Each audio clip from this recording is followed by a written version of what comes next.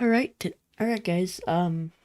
We started the stream a little bit early so I could play you some stuff. And yeah, we're going to be going to Dr. Greer's podcast in 1 hour abouts. I know they streamed earlier, but yeah, it's they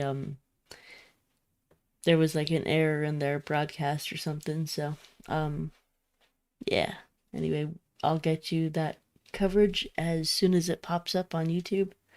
We'll be going straight to that. Okay, guys. So this is just a podcast in the meantime before the official press club event starts. Here we go. Dr. Greer, good afternoon. Thank you for joining us today. It's great Good to see seeing you. you. Yeah. Hello, everybody. Thank you for coming. Why don't you tell us, Dr. Greer, about the upcoming press conference that is going to be on May 8th for the 25th anniversary of the 2001 Disclosure Press Conference. Right. Well, this is going to be a big event here in Washington. All you members are invited to come as our guests if you can make it to Washington. It'll be in the ballroom where we had the original 2001 National Press Club event that launched the entire, disclosure movement globally. And we're going to have some new whistleblowers and a lot of new information that we're going to present from 3 o'clock till about 4:30. There'll be some Q&A for the media on Friday, the 8th of May. And so we're also having an event here in DC on the 9th, but the seats for that are already full, but you can get on, excuse me, online with the webinar we're going to do. So that'll be exciting. And I think that a big part of this is because, it's the 25th anniversary, but after the president ordered the Secretary of War, Hexteth, to look into this, and then yesterday in Phoenix, he said that there'll be a lot of information being released very, very soon. I felt that we needed to have a press conference to set the standard, the gold standard of what disclosure is, and if there's a partial disclosure to push back against that. And I think the part of it that we're hearing from people inside the administration is that they're being advised not to release the information related to the man-made UFOs, which is, of course, the predominant one seen, but they're also the ones that have been used in criminal and illegal activities, including staging alien abductions and mutilations and other things. So we're going to drill down on that very heavily, but we're also going to reveal a lot of the new studies for the Boogosphere, this item that landed in Buga, Colombia, South America. And yesterday, they just completed the micro CT scan, which we're awaiting the results on that. That will give us an enormous amount of detail on the interior, which we haven't been able to get with normal CT scans that are done on human bodies. This is a specialized aerospace CT scan that actually looks at the internal structures of anything technological. And so that, I think, is going to be very revealing and very interesting. We hope to get those results in the next couple of days so we can analyze it with our scientists, but also with our radiologists. So that will all be presented at the National Press Club along with these new whistleblowers. And we are also going to make it quite clear that the criminal activities that have been documented and now turned over to law enforcement, they need more follow-up on that. And given the fact that there are now some 11 scientists and other people missing that the mainstream news, the media is covering, that they need to push through not only the whistleblower protections that we recommended about 4 years ago that got shot down in the House. It came out of the Senate and the Senate Intelligence Committee unanimously, but then failed in the House vote due to a couple of bad actors who we blew the whistle on who they were. And I think that they need to extend that to, if necessary, federal marshal protection. In other words, personal protective detail for some of the very high value whistleblowers, HVWs. They're high value targets, but these are high value whistleblowers, and we know who they are, and they have been handed over to law enforcement and also to certain members of the administration, as well as the Congress. But so far, they've all gone out there, quote unquote, naked, without any specific protection for this. And given the fact that this is the largest RICO or criminal network in the world, and they have a proven track record of killing people that are too much trouble for them, I think it's very important that this be brought up at the National Press Club as well. So there'll be a number of issues that'll be very packed and move very quickly because we only have about an hour and a half to do it. It's not a normal UFO conference. It's a press club event. So, but I hope you guys will all come who can make it here to Washington. It's going to be historic. Yeah, that's going to be exciting. I was at the very first press conference 25 years ago, so it's all coming full circle. So it's very exciting. Yeah, and it's all coming. I mean, if you look at the result of what's happened, of course, I get asked all the time by media, when do you think, disclosure will happen? I said, well, I thought it was going to happen in the summer of 1994 after we had briefed the Clinton administration, and they were drilling down very heavily on it. And here we are 32 years later, and we're making a lot of progress. But the big risk is that it comes out either falsely with a false alien threat narrative, or as the Vice President, J.D. Vance, said a few weeks ago on the Benny Johnson show, that these are demons, which I got immediately back on Benny Johnson's show, which he's a good friend of the Vice President's. And I said, this is absolutely not the case. And we need to avoid that sort of language, because the last thing you want to do is pivot this thing towards superstitious claptrap or holy war, or that they're, an alien threat from outer space, like Werner von Braun warned us about in 1974, being staged. And now, luckily, recently there was a general who had been national security advisor to the president in his first term, Mike Flynn. And General Flynn and I have met extensively, and he recently posted a warning about this false flag scenario. And I was very gratified to see him do that. We're trying to get more and more people educated about that. So in case they do pull a stunt with a false disclosure or a frightening disclosure or what have you, that we will have other voices besides my own warning about it, because 100% of the UFO subculture has bought it hook, line, and sinker about abductions and mutilations. And as you all know, recently, a former Congressman, Matt Gaetz, was talking about the hybridization program, where military programs have taken extraterrestrial genetic material and combined it with human material. Right. Now, the provenance of the guy who told him that, it turns out, is in question, but the information is correct. And we've known about this since the 1990s. And there's another point where people are saying, I know that other members of Congress recently have said that some of these atrocities that have been going on in deep cover black projects are very worrisome.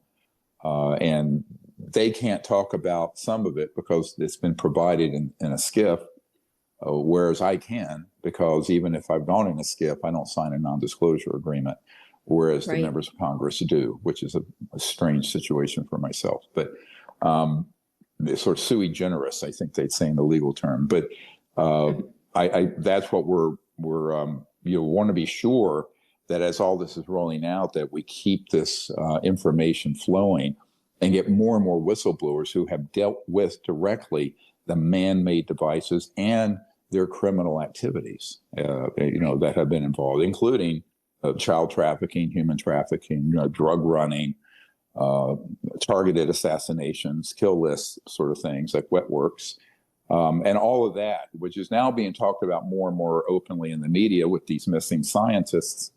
And so, that's, in fact, I just did an interview for some network yesterday about this. And I think it's important that everyone asks people to tune in on this. National Press Club event, and also more importantly, the webinar on May 9th is going to have way more information, because we're going to have 4 hours to unpack things instead of only, an hour and 10 minutes with 20 minutes of Q&A. So Right. I hope you'll get people to sign up for that, because people get a lot more detailed information there. Mm-hmm. Yeah, and it's to commemorate our 25th anniversary, it's only $25 for the webinar, so it's pretty good. Right. It was so, what I know it's coming out so much now about these missing scientists, but this is sort of a concentrated time that, they've gone missing, but this has been happening for a long time. I mean, there was Amy Eskridge and Eugene Maloff and so many others, that have been Sure. killed. Right. Now, people I've known over the years that have been killed or disappeared or died, quite obviously, by being scrubbed or burned, like they do a burn notice. Now, one of the things I mentioned yesterday, it was, I think, Fox Digital, their global digital news, and I was being interviewed yesterday. And I said, you have to understand, this has been going on for decades. And I've directly known of people who have been killed. And I said, if you look at the Lost Century, the documentary we did about the energy technologies being suppressed, we documented there a number of people who were just flat out killed, who were civilians. They weren't even working in a covert program and wanting to come forward as whistleblowers. They were simply, inventors and scientists, or people who stumbled across, how to do the electromagnetic fields in a way that resulted in a free energy system. And they were killed. So I think this is something that we have brought up many times to federal law enforcement and members of Congress, that something like this you really can't sit on. It's kind of good now that, sunlight is the best disinfectant, that, even the mainstream media is shining a light on that problem. And there are members of Congress openly talking about it on major mainstream media shows. So I think that's a good thing, because even though it's a little spooky for people, they're beginning to realize the scope of the problem that I've been facing. And in terms of, I have to thread this needle of asking people to come forward, but I don't control the Federal Marshal Service or FBI or anyone else to extend a security detail to them. Now, what we have done, there are people in the system that once someone surfaces, we can ask them to put an electromagnetic surveillance around them. And that if anyone does threaten them, we capture that, and those people can then be arrested or tracked back to who's giving those orders. Because obviously there is a chain of command of people involved in these criminal operations, and extrajudicial killings, as they're called, the kill list, or wet works operations. And I also revealed that there are some very high value whistleblowers that wanted to come forward about 3 years ago, and from out west at a covert black site. And there was a meeting in a skiff where it was openly being talked about killing them, and closing those leaks, and just flat out killing those whistleblowers. And of course, a couple of them I'm very close to, and one has young children, and it was, very frightening for them. So, for most people, they Google on the internet, and it's all entertainment, but it's a deadly serious matter. And it's good that this is beginning to be discussed in mainstream circles, as well as with members of Congress who are aware of it. And in fact, even the president referred to these missing scientists the other day on Air Force One, I believe. Mm-hmm. Yeah, that's pretty crazy stuff. Do we have any questions from our members? That just post it in chat, please, if you have any questions.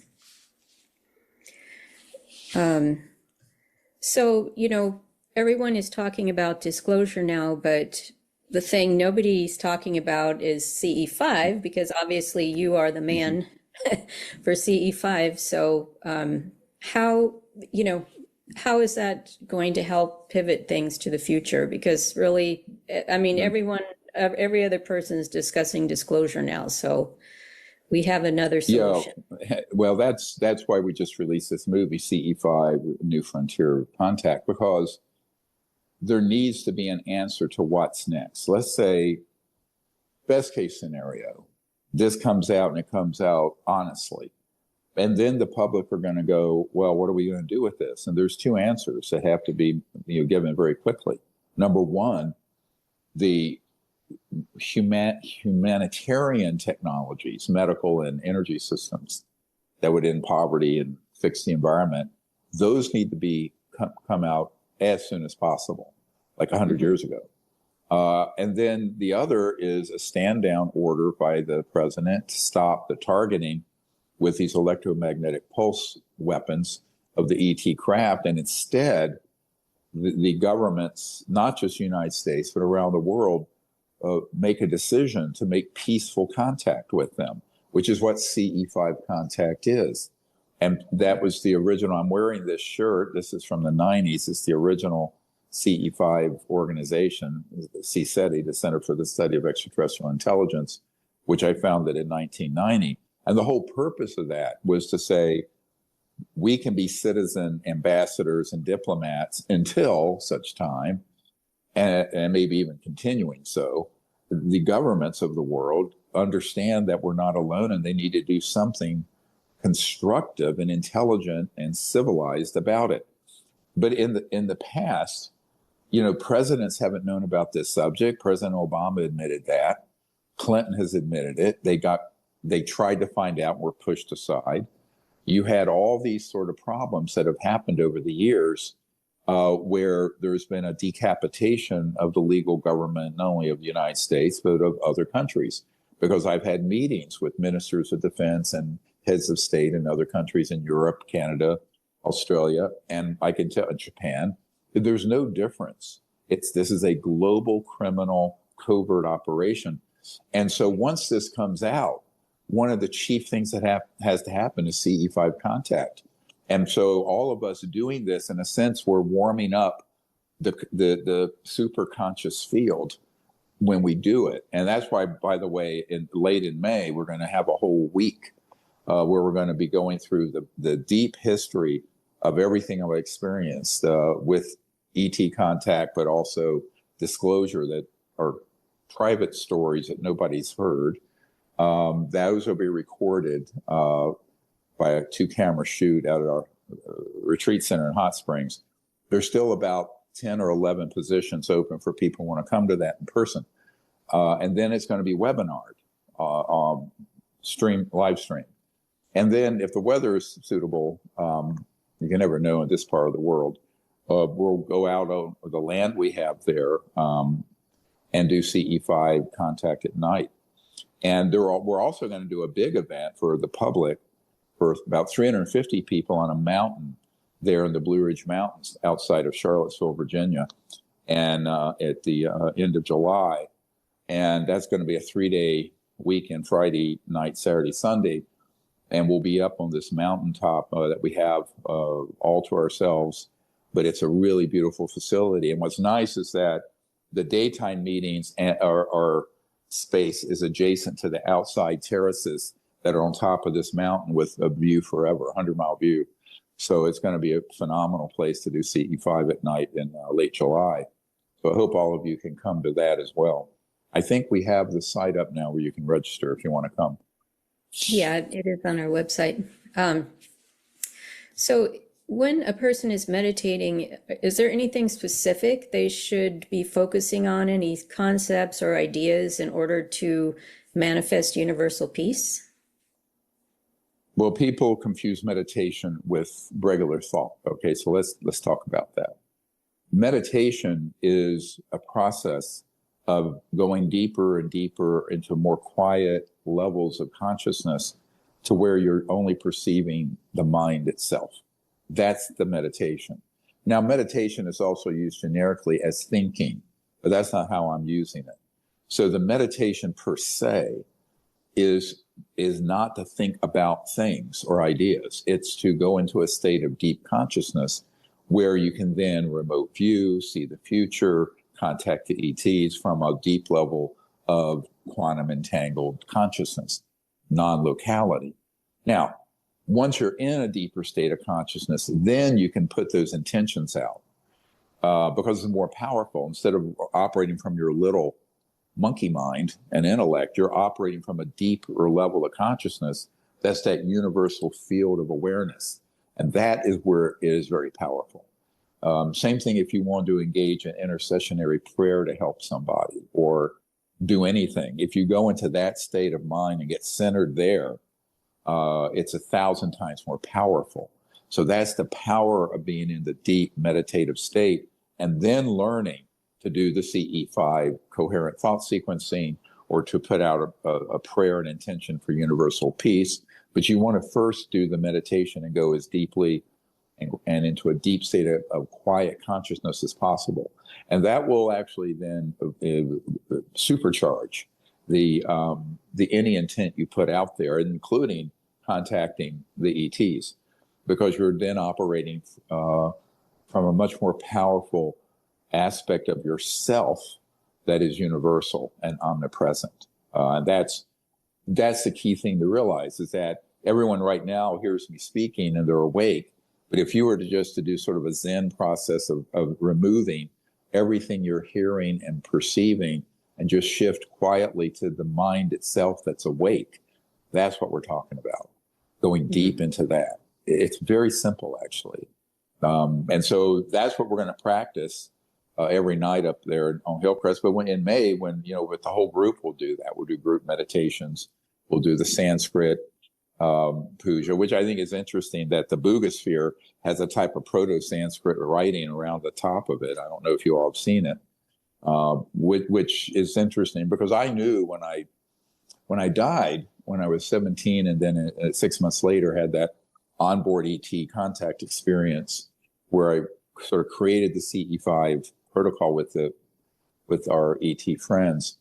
I knew that I was hearing words and language that were like Sanskrit. And that when I learned meditation and began to study the Vedas, I knew that language originated from another star system way back, from probably a couple 100,000 years ago, not just 5,000. But, and then to see it on this Buddhisphere, which is 12,560 years old, is really quite interesting. And it, in a sense, it didn't surprise me, but it was sort of confirmatory of what I had always sensed and seen and remote viewed, but which is quite exciting. It is. And there's so many more sightings of these spheres in all different places around the world. What are your thoughts on why they're suddenly being released now? Well, I think that there are multiple types of spheres. There are energetic orbs being seen that people call spheres. There are man-made spheres that people are confusing with the non-human ones. And then there are the ones that are the extraterrestrial ones, some of which may be more recent in terms of their arrival, doing surveillance of the mess we've made of the planet. Right. But I think these others, the one that we're studying and others like it, that appear to be activated in that area of South America, and the one that we did, get possession of, that's 12,500 years old. I think it's a sphere, but not all spheres are from the same origin and what have you. So, but now if we're speaking directly of all the Buddhisphere type ones that are being seen, and there are multiple ones that have been filmed up close enough, you can see the same equator on it, the same design on it. They're identical, it appears, to the one that was retrieved in Colombia, South America, in Buga, by that farmer. And I think that what people need to understand is that that activation, I call it the Buddhisphere activations, is very likely the result of a sensing of a geophysical instability and magnetic field instability, and perhaps something out in space. And it's sort of an early warning system, because there's no ETs on board, and they're ancient, and they're being activated all of a sudden. I would say that it's a early warning system, letting people know that the Earth is in a bit of trouble, and people should prepare for that. And that's my sense of it. I do not think I'm wrong, actually, but it's fascinating. What I'm waiting to find out, and I'd like to, I wish I could interview, but I don't speak Spanish. Everyone who has seen one, and has anyone seen them at the point of origin? Did they just materialize in thin air, which ET objects can? Did they come up from the ground, or did they come from the sky? I don't know. And see, this is, I've never heard anyone ask that question or address it. But if I had all the people who've ever seen one of these in South America, that would be a question to ask that I think the researchers in Latin America that we know, like Jaime Maussan, should do, because I think it would say a lot if that could be nailed down. Right now, we don't know, honestly. Yeah, that's very interesting. So if Trump actually is able to accurately release the truth about the UFOs and release these files, that's probably going to greatly improve his legacy as a president? Wouldn't you agree? Well, it depends on how it's handled. The warning as soon as he got elected, because I knew this was going to get fast tracked during that term, not because of him, just because of the confluence of things going on with law enforcement, Pentagon, the Senate, the House, disclosure in general. And he happens to be in the office of the presidency when all this is almost certainly going to break. That if it's handled badly, it'd be ruinous. It'll be 1,000 times worse than the mismanagement of COVID or what have you, or the missteps that led up to 9/11. On the other hand, if it's handled well, it would be a unifying and pivotal moment in human history. And so what we're waiting to see, and what I say to people who are very close to the president, people who spend time privately with him, that he needs to get this one right. Now, the other thing I think people have to be, not have too high expectations right away, because he has not spent time delving into this, and neither has the vice president. The vice president admitted a few weeks ago on the Benny Johnson show that he wanted to know about this as soon as he took office, but he's been too busy and has not done an in-depth study of it. This is why the president has assigned this to Hegsteth, the Secretary of War, as they call it now. When we'll have a Secretary of Peace, that would be nice. But a Secretary of Universal Peace, that's what we need. But I think that someday, God willing. So I think that one of the things we're doing, and we've just done, is to get a briefing materials over to Secretary Hegsteth as well as to the Vice President. We've already provided those materials to people, to the president, people close to him, and to members of Congress. But the point person appears to be the Secretary Hegsteth. But of course, we have this mess in Iran and the Middle East. So I'm sure his plate is very full. So I'm telling people, even though the president literally yesterday in Phoenix said these things are going to come out very, very soon, I'm wondering why, because now, I will say, I don't want to betray any confidences that are sensitive. I do know in the last year plus, there are people in the system based on the information we've provided, and some of the military people working with us who have gone out in the field and gotten more assets and whistleblowers and what have you, that they know a great deal more than they're saying, including the president. And the DNI, the Director of National Intelligence, and a few others. So the question is, how much of that will they reveal? I know that Bob Bigelow of Bigelow Aerospace, that's now closed, has recommended, he's very good friends with the president, that he do a soft disclosure and leave most of the information out, because people like him who are involved in projects that have turned out to be quite illegal and have squandered a lot of tax dollars, I think they don't want the whole story to come out, including the fact that we have been building with black budget funds without the approval of the Congress or the president for decades, the man-made UFOs, by reverse engineering them. Now, this is a multi-trillion-dollar problem over the last 70 years or so, since Eisenhower was pushed aside in the mid 1950s.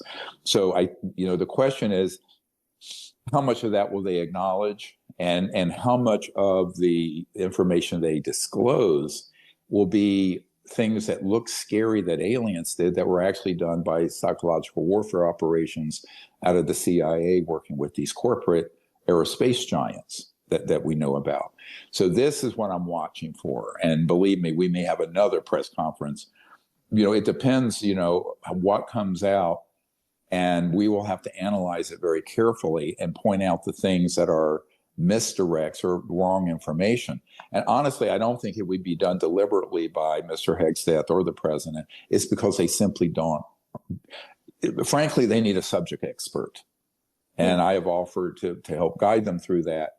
But I think what happens, these things tend to happen very hastily, without enough thought and without enough research. And because everyone on this call knows how much most of the information on this subject has been deliberately curated for the false information, and inside this sort of haystack of disinformation are the gold nuggets in there. But you really got to know what you're doing. And every one of these people, because there are people who are on our team who are friends, personal friends with Secretary Hegstead and the vice president and the president. And so I know for a fact that none of them have had adequate information and perspective and analysis done. So it's going to be interesting, to see what this first tranche is. And if it combines information with disinformation, we're going to have to go very public with correcting that. And of course, I'm not shy about doing so, but No. not at all. I'll go mano a mano with anybody, anywhere, for the truth. And I think that we have to be that way. Now, other people that I'm talking to who are in Europe and elsewhere believe that there'll be very little revealed because they haven't really spent the time to get to the bottom of it. And, will it just be another bunch of sighting reports and maybe some photos or videos? And of those, are those going to be man-made ones or non-human ones? And does anyone who's looking at them know the difference? Now, right. Everyone listening to this knows the difference, but you're making a huge mistake if you think that this has been drilled down as well as it should be by these extremely busy people who are at the head of the U.S. government, right? Now, the people who have really had time to drill down on this more are certain members of Congress that I've been meeting with for 3-4 years. And in that case, they have a much deeper understanding. And a couple of them have been speaking with the president, but only in 5, 10, 15-minute intervals. So, what I don't know is the extent of the depth of the knowledge and what that will reflect in the disclosure that the president referred to yesterday, but we'll see. And we just have to be ready to, respond. Well, it seems kind of tricky also because I know a lot of the aerospace, a lot of those big corporations also provide a lot of campaign funding to different people. So, yes. It makes it pay a little to play tricky. or pay to play. Yeah. Well, it's not only that, but remember the same companies that have been running these so-called illegal legacy programs also provide all the conventional jets and hardware and rockets and surveillance tools, and the B-2 stealth is Northrop Grumman. So people have to be realistic. How much can you bite the hand that's feeding you if, in fact, you're very dependent? Because the U.S. government are filled with bureaucrats who don't do anything. They don't make anything. It's all contractors. So the action, and this is where recently I've been saying this for 30 years, we've had members of Congress like Burleson and also Burchett and some others, Luna, saying that, in fact, the center of gravity on all this isn't in government programs, it's in the corporate world. And of course, I discovered that in a little over 30 years ago. And I think this is the other problem, is that it's the tail is wagging the dog. The government should really, we the people, should be in control, but it's actually the large corporate multinational corporations, but those same corporations, the entire defense industry and the Department of Defense and everything they want to do is dependent on that hardware and equipment coming from the same companies that have been running these illegal programs. So, this is, I think, one of the real sticking points is that how do you proceed and acknowledge what we have and what's been done, because you don't want to stomp all over your source of weapons when you're in the middle of a war in the Middle East. So you have to then look more geopolitically and strategically on what kind of brakes might be put on a full disclosure and a truthful disclosure, which is why the Disclosure Project, why we have to stay, engaged and put the information out and keep pushing the envelope for accountability and the truth. Because otherwise, I'll tell everyone right now, if it came out that all UFO events and sightings were alien, and that would then open the door that all the criminal things that have been done and hurtful things, such as abductions and mutilations and the murder of people by what look like aliens on spaceships, which have all been done by human operations, staging, pretending to be alien.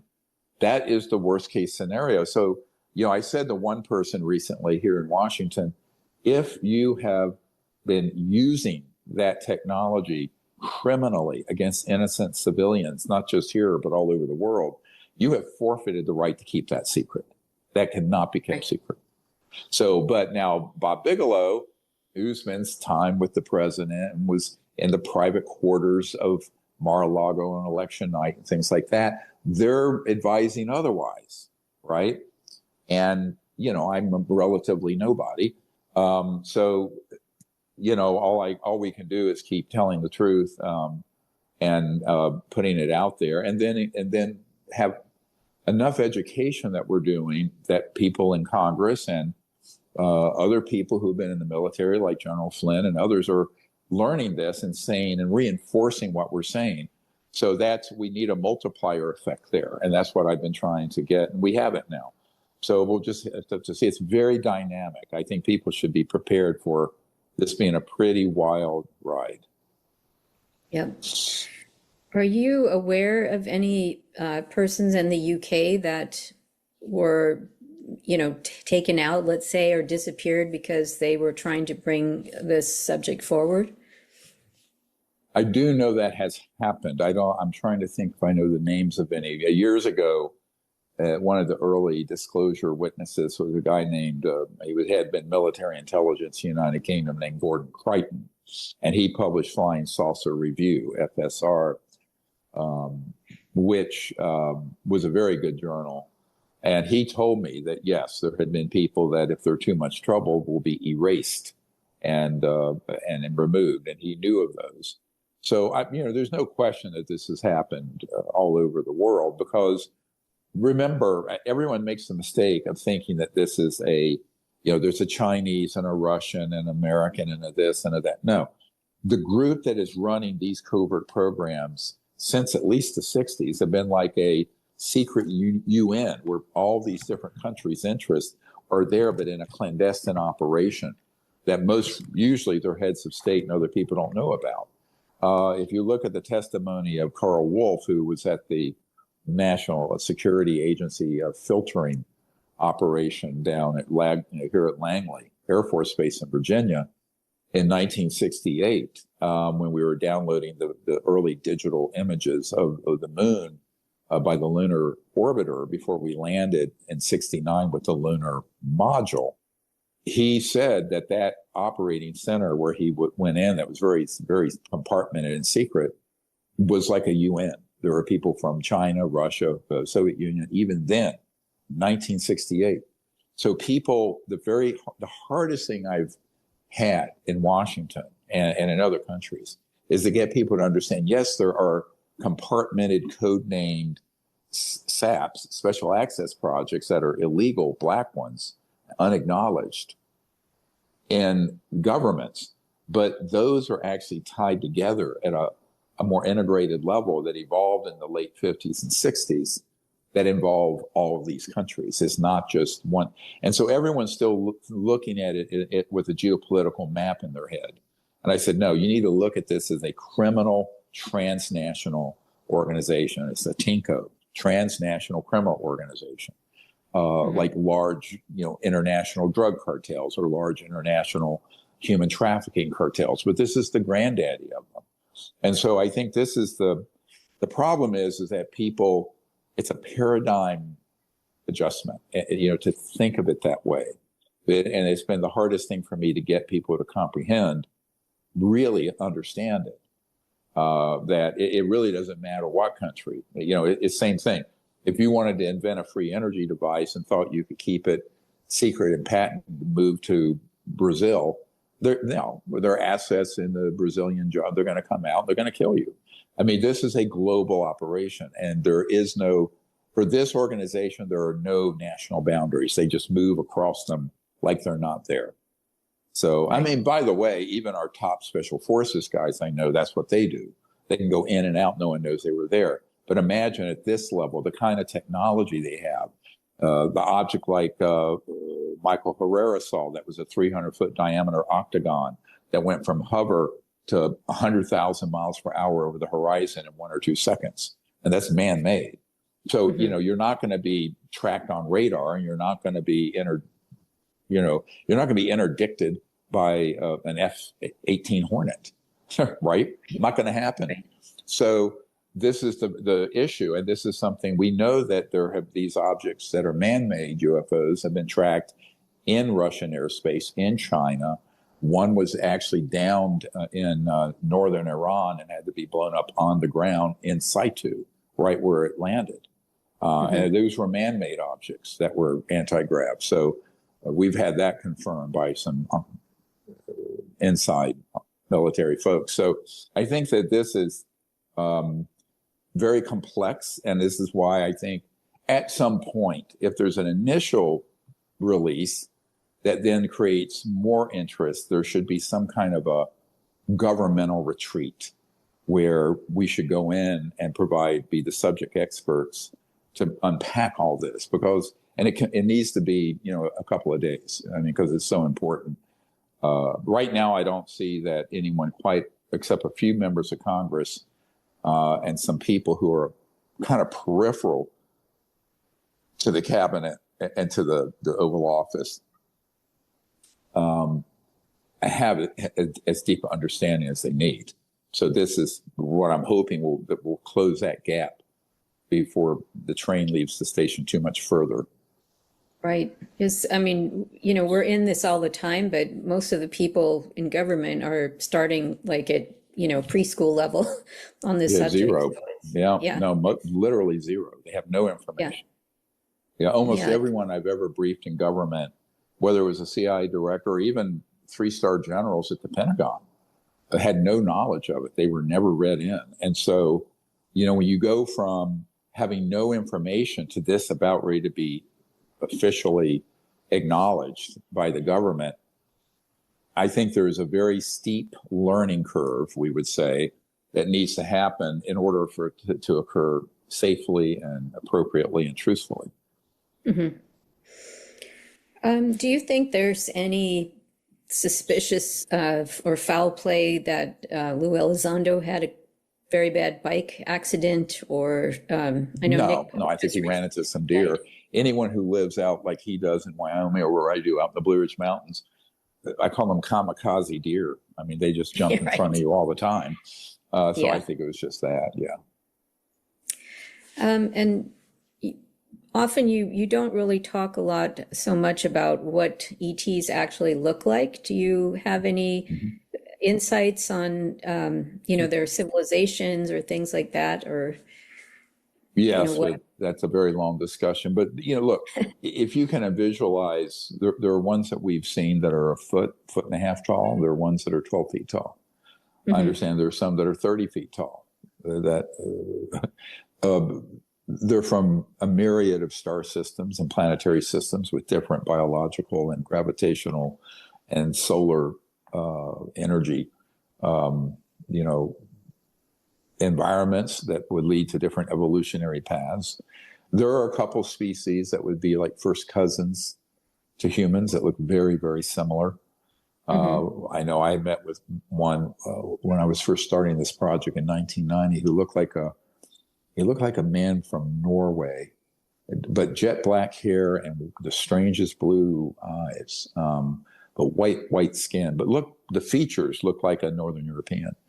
And then, but on our CE5 expeditions, you took a picture of Bijou, and then the healer has this sort of the praying mantis shaped triangular head with sort of a little beak, and so there are all kinds of different species. Now, keep in mind that a lot of the ones that people have encountered in abductions are the hybrid man-made. Some are robotic. In the early days, I talked to a man. He said, well, they would find men of short stature and dress them up and make them look like an ET.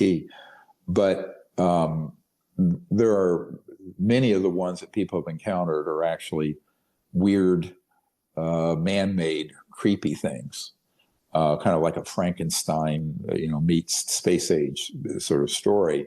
And that's real. And I've known about these so-called programmed life forms that are biological, but they have integrated circuits in their cerebral cortex, and they're controlled by humans. And those are then used in mutilations and abductions and all kinds of weird stuff. So I think people need to understand that, one of the problems with all of this coming out, it's going to come out on the coattails of 70 years of very well orchestrated psychological warfare information, disinformation, staged fake alien events, staged abductions. You have people like this Gary Nolan, who took a ton of money from the CIA to be documenting head trauma and brain injuries done by the aliens during abductions. And of course, every one of those people he's studying have been victimized by humans using these advanced technologies to make them look alien. And we know this. But is the president going to know this? Is Pete Hegseth going to know this? Is the DNI going to know this? Now, I have been very explicit about this with key members of Congress that I've had a lot of private time with, and with people who are very close to the president and are personal friends. But how much of this is sinking in, I don't know. And this is where it gets into a very risky business right now, where if it comes out incorrectly or with a lot of that false mythology combined with the truth, then we're going to have our work cut out for us. The Disclosure Project is going to have to lean into that very heavily. Right. And so will the public. All you guys need to be writing to the president and your members of Congress. And if you're in another country, your members of your parliament or prime minister, and saying, you really need to get to the bottom of this, but here's a link to the briefing document. Because this briefing document we did for this president, we have published, as you all know, and you can, send those people a copy, which you should, actually.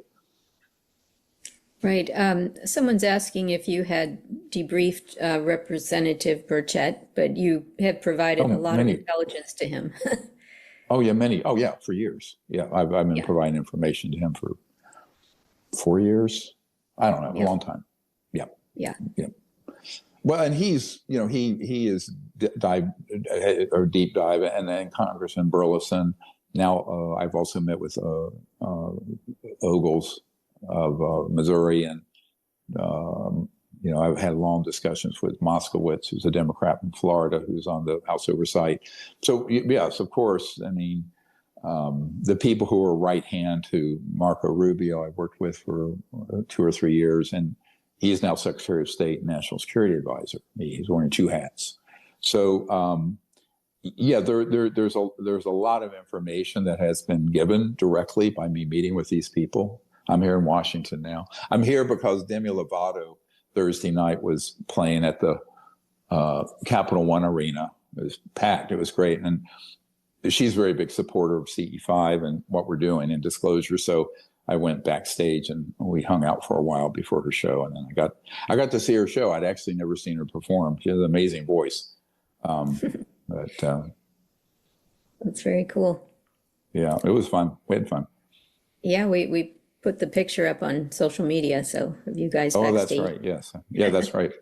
Yeah, backstage hanging out. She had the green room for the celebrity candles, and it was beautiful. It's like, oh, I wish we had time to meditate. We could do CE5 right here. But I mean, she was getting ready to go on stage with, I don't know, 10 or 20,000 people in Right. the arena, but it was fun. Try to make it fun.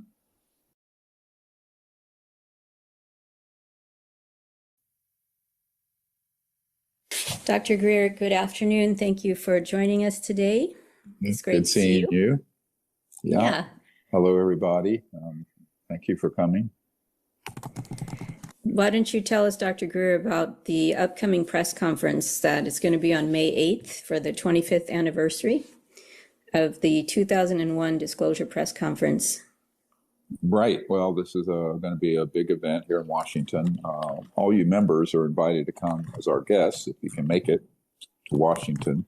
It'll be in the ballroom where we had the original 2001 National Press Club event that launched the entire disclosure movement globally. And we're going to have some new whistleblowers and a lot of new information that we're going to present from 3 o'clock till about 4:30. There'll be some Q&A for the media on Friday, the 8th of May. And so we're also having an event here in DC on the 9th, but the seats for that are already full, but you can get on.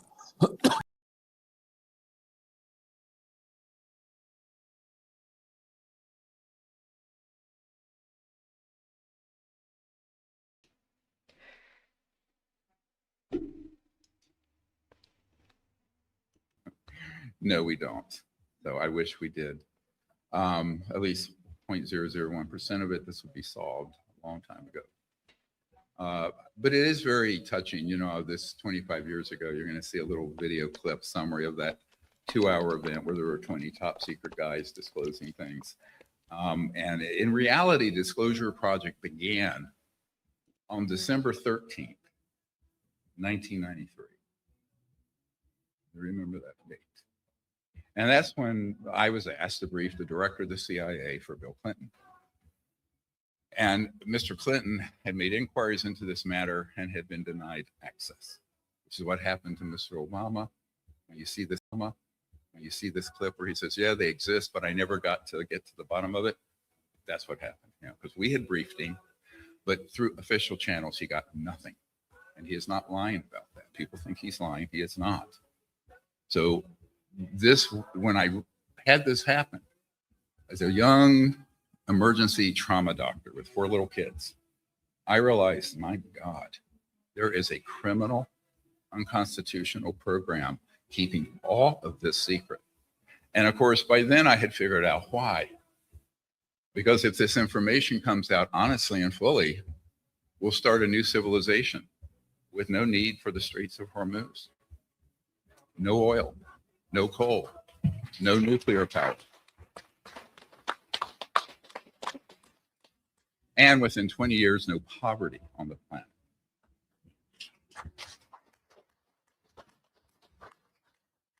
However, it also is going to be a 1,000 trillion to 2,000 trillion dollar asset removal if you add all those assets up. So we're going to talk about, frankly, what needs to happen towards the end of how this is going to come out and the transition our civilization must go through in the next couple of years if we're going to make it through to the next 1,000. And that is how consequential disclosure is. So before any further ado, I'd like to introduce our courageous people. I have to say that these men who are here are the heroes. I've just been the facilitator of this for 35 years. And to my left is Michael Herrera, former Marine.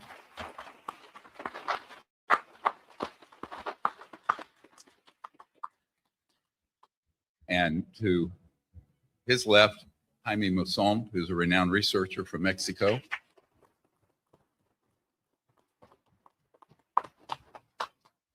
And he is the only man on Earth that has retrieved a non-human extraterrestrial device and kept it secure from SWAT teams getting it. And that's what we're researching. He did it.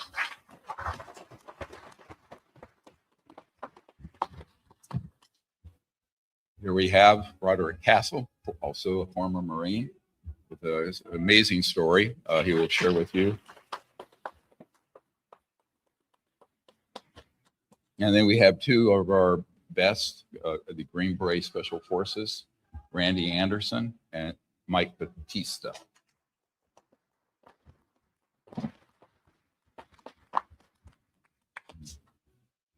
Oh, and I'm Dr. Stephen Greer. Anyway, so, and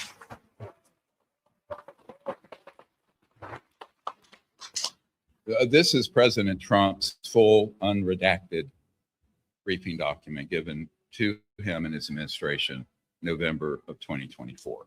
This. It's unredacted.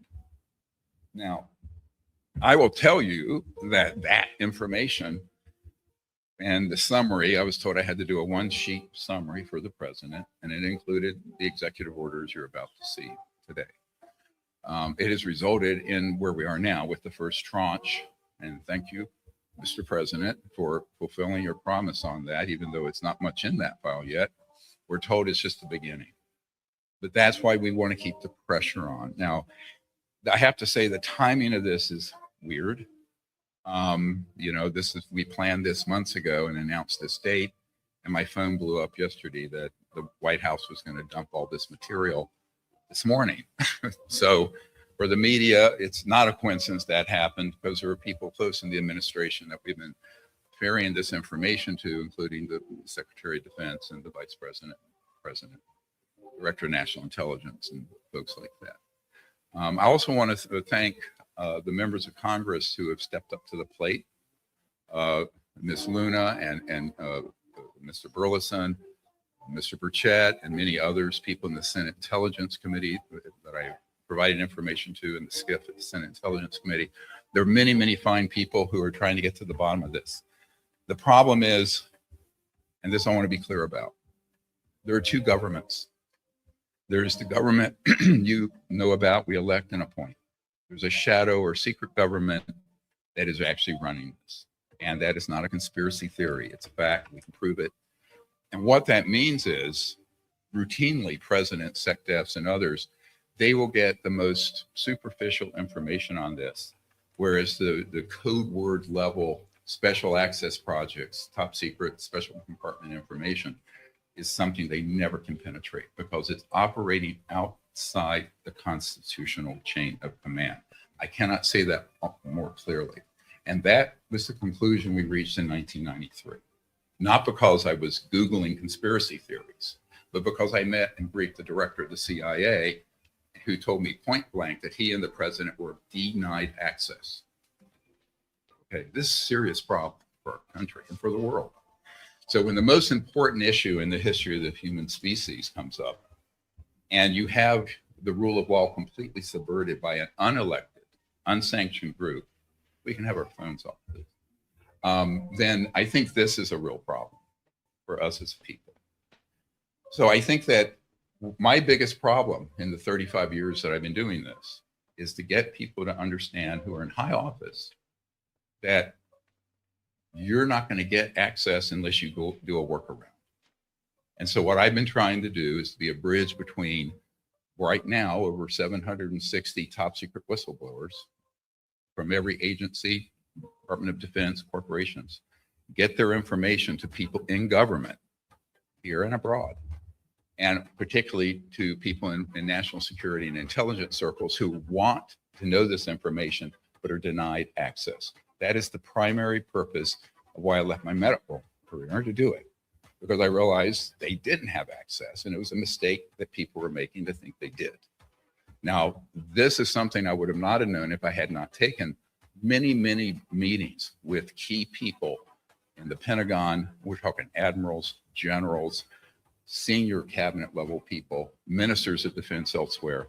And in every single case, sometimes in tears, they would say, we have no access to these programs, but we know they're going on.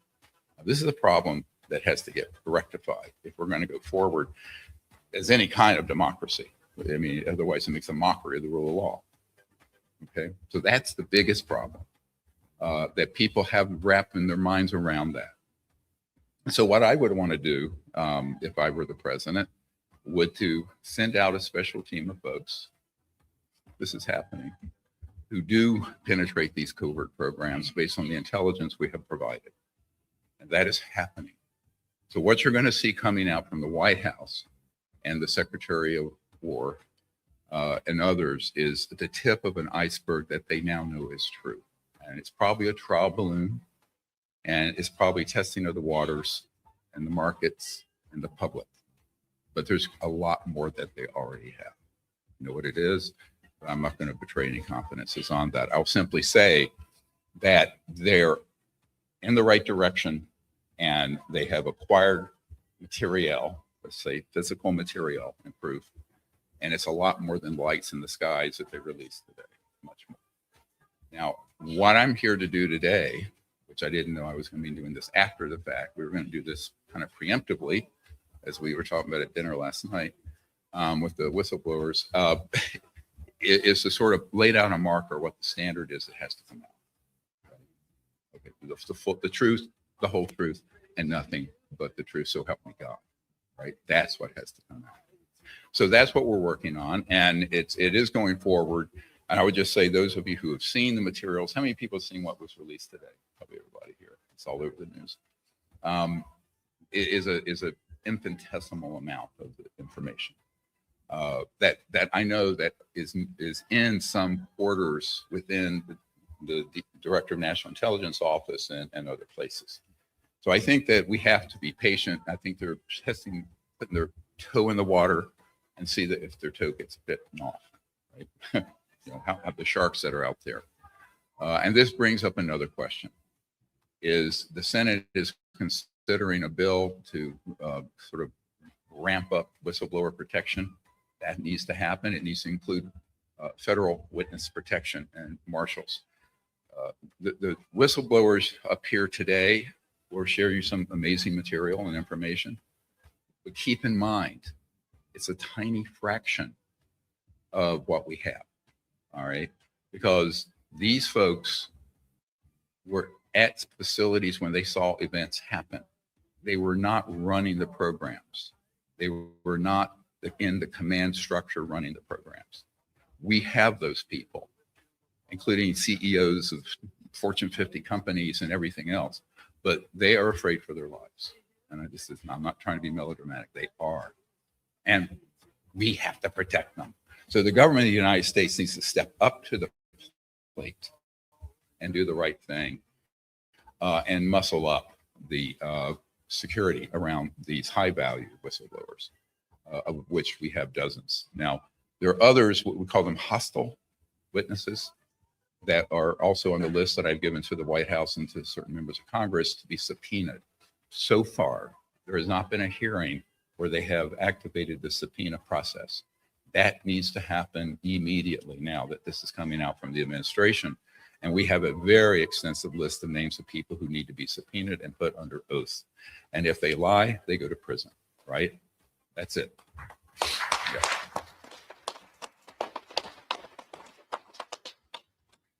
So I just wanted to, with that breaking news today, wanted to sort of frame things for us. And then we're going to show a little video just as a trip down memory lane. If you guys can show that. You know, this is from the technologies connected to UFO and extraterrestrial vehicles, if declassified and used for peaceful energy generation and propulsion, would solve the looming energy crisis definitively. My name is John Callahan. I'm a retired FAA employee. I was the division manager for the Accidents Evaluation and Investigation Division in DC. About 2 years before I retired, I received a call from Alaska region where the region wanted to know what to tell the media. When I questioned, tell the media what, he says about the UFO. Now, I've told this story many times, and I get sometimes funny looks from people. I have with me the voice tapes of the controllers that were involved, the FAA original tapes. See, after we handed this stuff off to the president's staff, the FAA didn't know what to do with it. We don't separate UFOs from real traffic, so it's not our problem, okay? I have a copy of the original of the video that we took. Good morning. My name is Dwayne Arneson. I served 26 years as a communication electronics officer in the U.S. Air Force, all over the world, including Vietnam. I was lucky to be selected to be commander of 3 different units in the Air Force. I held the top secret SCI TK clearance, and for those who don't know, it is slightly above top secret, is that a UFO was seen near the missile silos and the missiles were deactivated. Good morning. My name is Carl Wolf, and I was a precision electronics photographic repairman with a top secret crypto clearance in the United States Air Force. I was stationed at Langley Air Force Base in Virginia. By the way, we've discovered a base on the backside of the moon. And then he proceeded to put photographs down in front of me, and clearly in these photographs were structures, mushroom-shaped buildings, spherical buildings, and towers. Hi, my name is George Filer III. I'm a retired intelligence officer and flyer with almost 5,000 hours. Senior Master Sergeant in charge said that there had been UFOs in the pattern all night. They're on radar. The tower had seen them. They got in aircraft reports and so on. And that one had landed or crashed at Fort Dix. Fort Dix and McGuire are right together. And this is kind of like the Roswell of the East. But in any case, an alien had come off the craft and had been shot by a military policeman and apparently was wounded and was heading for McGuire. Morning, ladies and gentlemen. My name's Clifford Stone. I was Sergeant First Class, United States Army. I had a secret clearance with nuclear surety. What I'm referring to here is that I was involved in situations where we actually did recoveries of crashed saucers, for lack of a better term, debris thereof. There were bodies that were involved with some of these crashes, also some were alive. My name is Mark McCandlish, and for the last 21 years, I have worked as a conceptual artist for a variety of defense contractors. In 1988, in November, a college buddy of mine, an associate by the name of Brad Sorensen, informed me that he had personally witnessed 3 flying saucers at a very large hangar at Norton Air Force Base during the course of an air show that was held on Saturday, November 12, 1988. These discs were hovering off the floor without any visible means of support. They were referred to as alien reproduction vehicles, also nicknamed the flux liner because they used high voltage electricity. And we have to prevent the weaponization of space because there is a lie being told to everyone that the weaponization of space is now first being based upon the evil empire, the Russians. There are many enemies, he said, against whom we're going to build this space-based weapon system, the first of whom was the Russians, which was existing at that time. Then there would be terrorists. Then there would be third world countries. Now we call them rogue nations or nations of concern. Then there would be asteroids. And then he would repeat to me over and over, and the last card, the last card, the last card would be the extraterrestrial threat. Well, at the time, I kind of laughed when he said asteroids, and when he said extraterrestrials, I knew I wasn't going to deal with that subject. And now we hear on the news just today, this week, that they've slid in another enemy. Only this time we're going to protect our satellites. In other words, we have to have some reason to spend these trillions, to waste these dollars on a space-based weapon system, and they're all lies.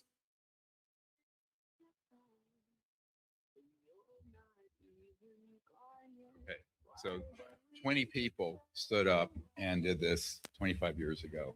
Most of them have passed away. There are a couple still living.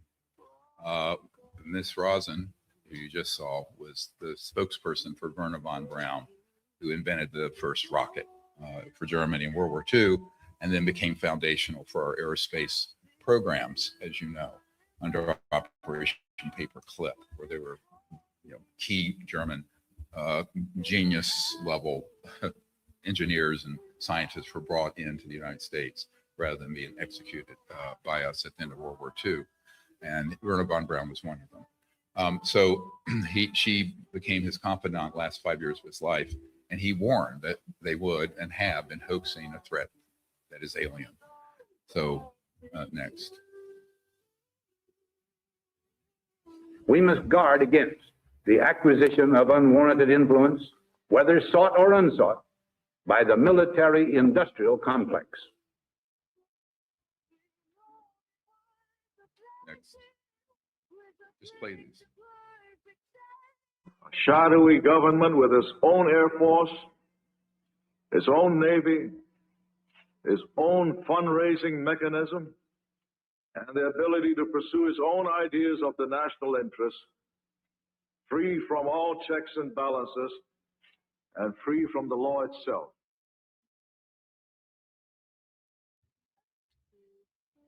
Think about what he said back in the 80s. Now, there was a young student who became a lawyer who worked with Senator Inouye, who later had a conversation. He says, yes, he had seen the 2001 National Press Club event. Every word of it was true. And the people running it is part of this shadow, illegal, unconstitutional government that he was referring to here. Very important for people to understand that. There are people who do know this, but there's great intimidation to keep their mouths shut. So Senator Inouye never went forward with his knowledge about the UFO issue. I think if he was alive today with what's happening out of the White House and Congress, he would. But he's no longer with us. So one thing I want to say this is foundational in this first few minutes. This is what nobody understands in the media and Congress, except for one or two people. We're talking about three different things going on. There are non-human extraterrestrial vehicles, bodies, civilizations. They are completely non-hostile. If they were hostile, we'd be gone when we detonated the first atomic bomb. Number two, the majority of all objects that are seen, photographed, chased by our military, our legal military, are man-made craft coming out of the Lockheed Skunk Works, Raytheon, Northrop Grumman, SAIC, Booz Allen Hamilton, and a number of other prime contractors, the list of which we have and have been given to law enforcement and to the executive branch in the Congress. The other category, and that's completely confused, is what are called interdimensional intelligences. Now, let me unpack this for just a minute. I know because this has caused Congresswoman Luna and the Vice President to make some statements that are not true. But this gets into more than we can get into today, dealing with the physics of interstellar travel. But let me just say that if you go beyond the speed of light, you're not doing it in a linear fashion. You are creating an electromagnetic field where that craft and everyone in it drops out of linear space-time into another dimension, traverses through that dimension to another point, and it's called quantum entanglement, where, the spooky effect Einstein talked about, where the same particle be in two places at once. So this contangled universe where every point in space-time is connected to every other point in space-time. And that is how they're doing it. But when they're in transit, or if they are shifted, they could be in the atmosphere and shifted out of 3D, they're in another dimension, but they don't originate from that dimension. They're transiting it. Does this make sense? So I call them trans-dimensional interstellar civilizations. Now, because some of the phenomena dealing with ghosts, goblins, demons, angels are similar, theologists and religious people have conflated them, because phenomenologically, from an observation empirical point of view, there is some similarity overlap, because the ET technologies cross into these other dimensions operationally, scientifically. Is this clear? I'm trying to be really clear on this without getting into arcane physics. So I think this is why what's happened in the last few months is very disconcerting, because there are people who are working with the intelligence community, who are in the White House, the Pentagon, CIA, Congress, who are gaslighting and misleading our leaders. And I will be blunt about it. It cannot be allowed to continue. And those people need to be careful what they say, because this is all going to come out now. And if it comes out incorrectly, it'll be 1,000 times worse than COVID. If it comes out properly, it'll be a new civilization and one of the most unifying, beautiful experiences for all of humanity in recorded history. That is how stark the difference is. And this was in the briefing for the president right after he got elected. So we have to be very careful. Next. Now, if you really want to know what's going on this subject, this is where you need to go. The Disclosure Project Intelligence Archive. The URL is dpiarchive.com. Everything is in there. We spent about $500,000 digitizing everything I've collected for 35 years. And it's available to all of you for free. And so you can go through that and see, you'll see that this archive has significantly more information than anything that you will see anywhere else in the world, including the testimony of over 115 top secret whistleblowers. It's in there, their full testimony, their credentials. Now, it's so much, it's almost what Dr. J. Allen Hynek of the Project Blue Book director said, it's an embarrassment of riches. We have so much, but I would recommend for the media and those of you interested in this matter to do a deep dive into this archive. Next. Now, this is what's released this morning. It's over the moon, and there's a triangular formation of 3 bluish lights. We have thousands of images way better than this, but this is the best of what was released today. Next. And in contrast, you'll see the one in the upper left. That's from one of our CE5 contact teams. We'll get into this, the psionic mind consciousness technology interface program that I started in 1990. That was a result of that one. You can see the middle one is a non-human intelligence ET from another star system that appeared at one of our events, and he was 2 people away from me. He popped in, and David Marconi, who wrote Enemy of the State, took this photo. I said, David, there's a guy standing right here. Boom, there it was. Transdimensionally came in. It's not from another dimension, it's physical. Their craft are physical, but when they're partially in this dimension, you could get it confused with an apparition or a ghost or some other phenomenon. You have to understand the physics of transdimensional interstellar travel. It's not your granddad's Oldsmobile. It just isn't. All right, and the bottom one is one that came out of Los Alamos from the time of the Roswell crash, and they had archives brought in, and this is a dissection of an ET on a slab from the 1920s. It's been dated to the 1920s. This is one of the pictures in the briefing document for the president. I don't often show it. It's a bit gruesome. There's a towel over the head. The archive is filled with this sort of information. And they came from a woman whose grandmother was at the Trinity program and made the atomic bomb program, and then got moved to Roswell because that was the only atomic bomb in the world when that craft crashed in the Roswell area in 1940s. So that when she died, her granddaughter was going through some old books in the attic, and this photo fell out. And apparently there was someone who gave her the photo from the photo lab there in Roswell in the 40s from a prior retrieval of an ET body in the 20s.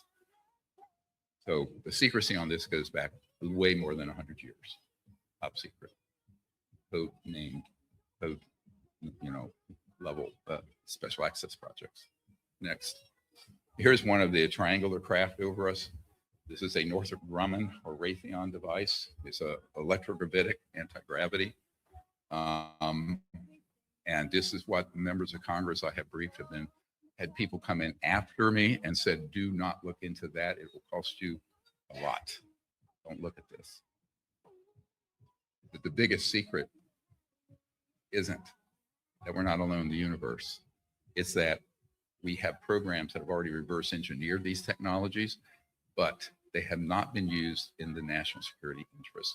They have been used in criminal enterprises, including murder, kidnapping, child trafficking, drug running, human trafficking, and other issues. This we can prove. This information from a whole group of military folks who are working with me has been handed over to U.S. law enforcement, and as we speak right now, being investigated. All right.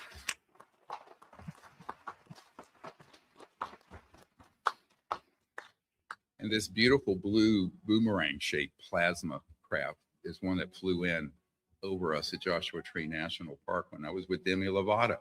And we had set up a contact protocol out there. This is way more interesting than I think the best photo of what was released today, don't you? Anyway, next. So let's play this. Here's something that was released by Congressman Burleson. I had seen it before he released it. You'll see a sphere intercepted by a Hellfire missile. Now, this event was friendly fire. It was not an extraterrestrial device. That sphere was us. Now, the operators, here is a real problem. The first time I briefed the head of intelligence for the Joint Chiefs of Staff and the head of the Defense Intelligence Agency, they were not read into this. And I said, your military aircraft and systems are often intercepting and having close calls, not with alien vehicles, but with clandestine, covertly made and funded black budget aircraft made by our aerospace giants, but off book, without the knowledge of Congress or the president. And therefore, very few people are read into. So you may have a top secret clearance. And in Washington, that and a couple bucks get you on the metro. But frankly, but it doesn't give you access to those special access projects that are code word compartmented dealing with this. So much of this is centered in corporate, but there are government people, agencies that do have this information, but they often are under orders not to share it with the elected leaders or the cabinet. So this is a dysfunction that has to get corrected, and I know it's being looked at. Next. In contradistinction, this is an actual extraterrestrial sphere, unlike the other one that was man-made. And this is in Buga, Colombia. You're going to hear a lot about this towards the end of our press conference. It's very important. In Buga, Colombia, this is what Jaime Mason now has possession of. This object came in and it landed. It got too close to a power line and shorted out, and it's in our possession, his possession. And we have been doing the studies on it, but that is an extraterrestrial technology. It's the first time in history that one has landed and been acquired and then not subsequently been grabbed by a SWAT team of some type. So this is a huge historic opportunity, and it is real. Even though most people on the internet can't believe it, it is real. Next. So here is something that I'm having to say, since people like Robert Bigelow of Bigelow Aerospace and others who were friends with the president have been gaslighting him about this issue. They are saying to do a soft or partial disclosure and cover up most of it. No, that can't happen. Now, there are OPSECs, operational security, dealing with this, right? That is legitimate. You don't want the propulsion systems that make something fly like that in the hands of terrorists. But you cannot deny their existence, because that leaves people open to the myth that all of the people who had contact and had experiences such as abductions and mutilations are encountering aliens when they're encountering our own covert programs. CIA, psychological warfare operations, we're going to prove this today. So once you use an advanced tech on innocent civilians here and around the world, you can't now claim to keep it secret. That has to be known. Now, you don't need the operating system, just like no one can go down to Ace Hardware and buy a nuclear bomb or a nuclear trigger, right? But you have to disclose they exist because they've been used illegally and abusively against the population for decades, since the late 1950s. Next. Now, this is something I want to touch on just very carefully. I know the media here is going to go, oof. All I'm going to say is that one of the most senior people in national security for prior administration, and I met extensively for about 3 hours last year. He has the audio of the video of some files from Epstein Island of key people in our intelligence and national security system. When key, I mean very senior, that are compromised and are being actively blackmailed to slow down or distort disclosure. I'm going to say that. I'm going to let that sit. I will say to the Department of Justice, if you want to inquire into this and pursue it, because we're talking blackmailing officials at the highest level, that is interfering with the function of government. So that is what Epstein Island was. It was a honeypot set up by the intelligence community to entrap certain high-value targets and then control them through that process of blackmail. This happens all the time. Everyone knows J. Edgar Hoover had huge files on everyone, every mistress for every president. That's how he stayed in office. But this is serious. This is something that can really affect the truth of what gets to the president and Congress, or whether things are allowed to come out. So this is something that has to get nipped in the bud. I won't say who the officials are who are compromised, where I got the information, or who's doing the blackmailing, but I know the two senior former government officials doing the blackmail. I know both of them. All right, next. Are aliens real? They're real, but I haven't seen them, and they're not being kept in what is it? Area 51? Area 51. There's no underground facility unless there's this enormous conspiracy, and they hid it from the president of the United States. Okay, so you all know he had to walk that back, but what he said there was true. And it wasn't because, it was because we had put together, and I'd provided to John Podesta, who had put together the cabinet and had been chief of staff of Clinton, a huge file, a thing like this one. And so he knew it was real, but he never, through the chain of command, got access. So he wasn't lying. Now, Trump later castigated him on Air Force One. He was flying, and he said he shouldn't have said that. That's top secret. And that prompted him to then issue this statement, which I won't read to you, you know it, where the president ordered the Secretary of War Hegstead to start releasing files and to do it as soon as possible. And of course, it says any and all information connected to these highly complex but extremely interesting and important matters. So what happened today was just, again, a trial balloon first little bit. Next. And You're going to release all the UFO files? We're working on it. We saw aliens.gov. We saw aliens.gov. I don't think they're aliens. I think they're demons anyway, but that's a long discussion. All right. I just want to address this for just a moment. I had to go, Benny Johnson is a big podcaster and friends with the vice president. And when this happened, my phone blew up from all over the world. And of course, there are certain elements of like the Opus Dei group at the Catholic Church and other groups that have been pushing the aliens or demons agenda for 50 years. He is a Catholic. I respect people's faith, but you cannot confuse an extraterrestrial advanced civilization with a demon or an angel. It's very dangerous for somebody one heartbeat away from the Oval Office to speak this way, because this is how we end up in World War III that's interplanetary, which is what the CIA has been wanting for decades. They keep the fires burning, they provide disinformation, they brainwash people with nonsense, and that statement has got to be retracted. Now, let me explain how this has evolved. I was on the show, the Benny Johnson show, a week later, and I laid this out. One of the things that the vice president said, and this is a common mistake. You see this little thing? What it is? Smartphone. So what? But if you took this back and showed Thomas Jefferson, my farm out in the country near his house, and you showed him this, it would be supernatural. So what the full clip was, he said, because these are behaving supernaturally, they're demons. But remember, everything we're using in this room right now would be supernatural to someone 500 years ago. An airplane would be impossible, defying gravity, right?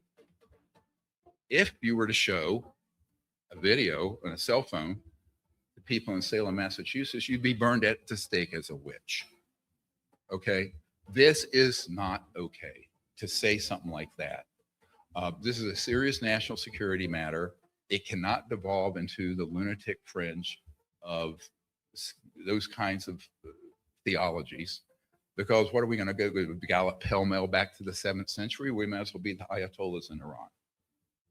This can't happen. I'm sorry to come on strong on this, but this is very dangerous stuff. Now, is there a theological and spiritual aspect of this? Yes, because the whole universe is a conscious quantum hologram, the whole creation. I believe in God. I believe in the prophets. I don't have a problem with that.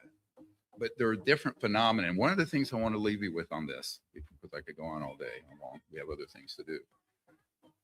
When I was at the Vatican with Pope John Paul, senior theologian, Monsignor Balducci, I was in his apartments overlooking St. Peter's.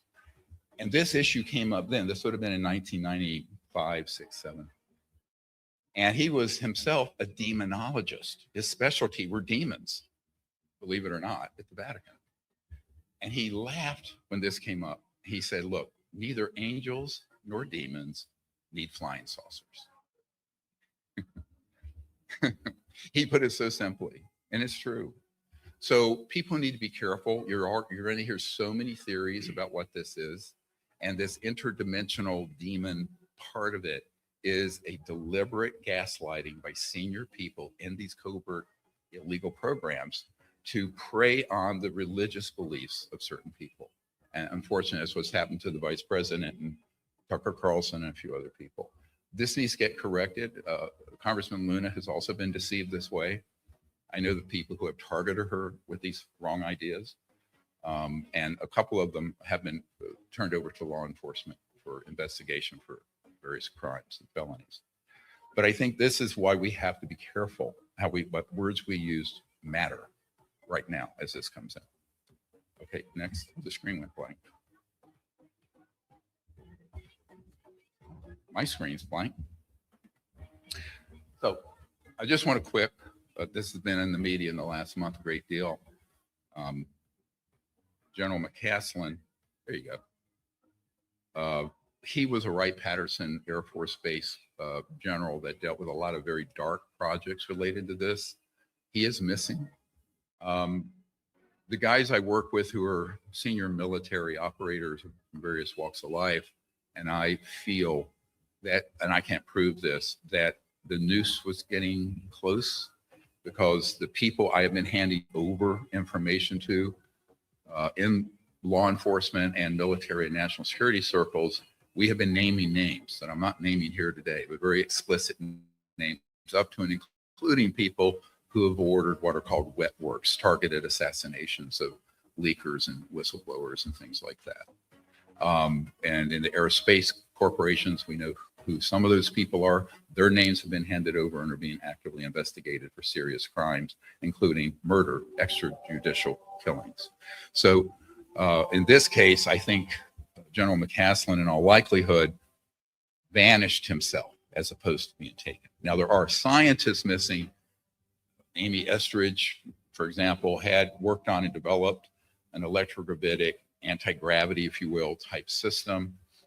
And if you look at our documentary, The Lost Century, that we released 3 years ago, we document since for over 100 years, is what I call Lost Century, very brilliant scientists who have been killed or have been imprisoned or set up in scams to take out their inventions. This is why we're still using oil, gas, coal, nuclear, wind, solar, plug-in electric cars.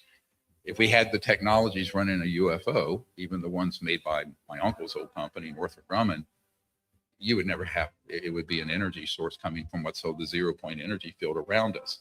So these guys understand this, right? And so General McCaslin, though, was very much involved in some dark projects.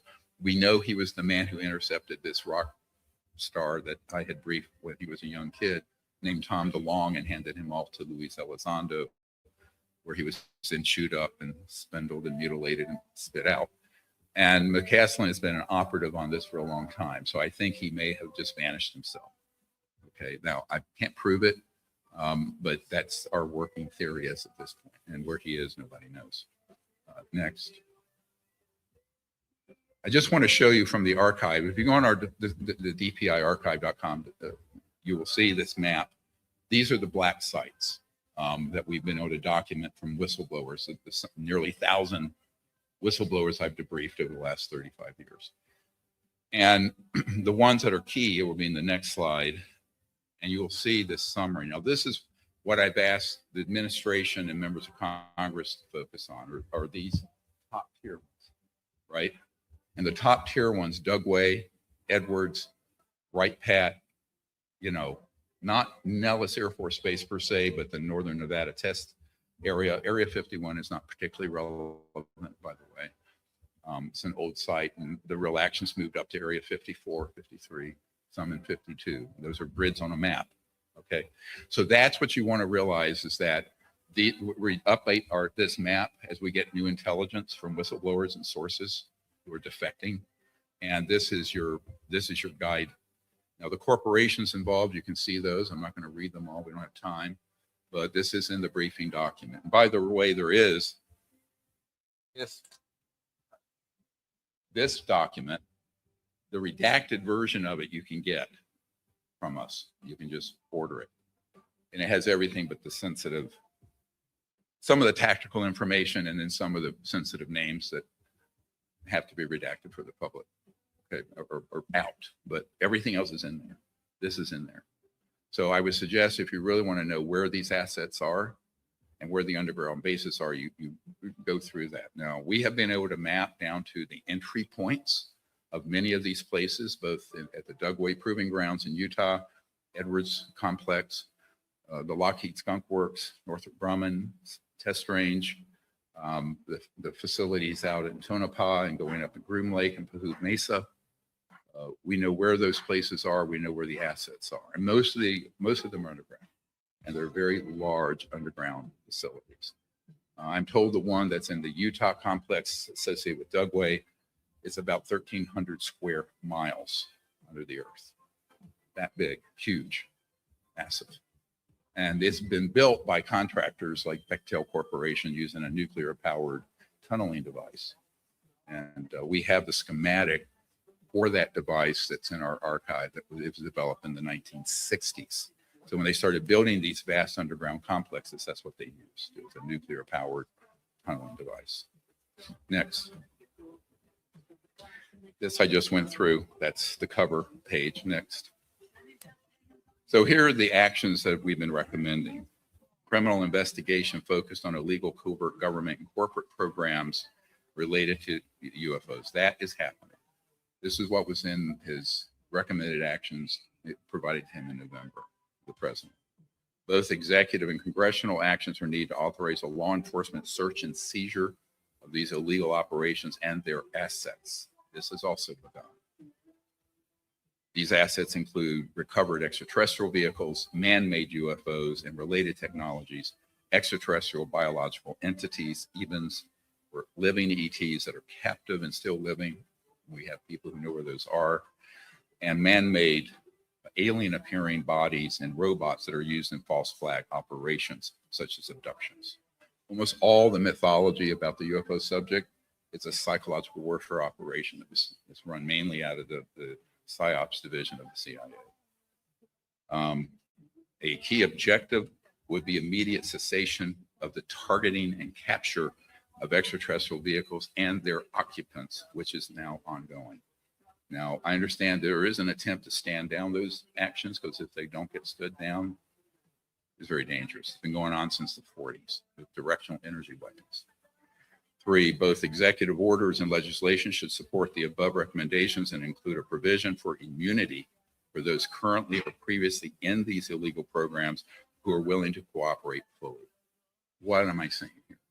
We have many high-value assets that have been involved in criminal activities, and they need a letter of non-prosecution from the Department of Justice, an Attorney General, to protect them from prosecution so they can cooperate, and they want to cooperate. So this is how you make a deal, okay? The art of the deal. Here's the cosmic deal, all right, Washington. We need to extend letters of immunity to some of these people. Next. A diplomatic initiative should be immediately started to make peaceful contact with any and all ET civilizations visiting the Earth. They should be viewed as a permanent national and international diplomatic mission, the goal of which is to full rapprochement with ET civilizations. This has never happened. If It started to happen in the early 50s with Eisenhower. It got shut down. And we need to start that back up. Now, our CE5, or Close Encounters of the Fifth Kind Contact Initiative, has been doing that formally for 36 years. But it's an ad hoc public diplomatic group. It's like citizens diplomacy.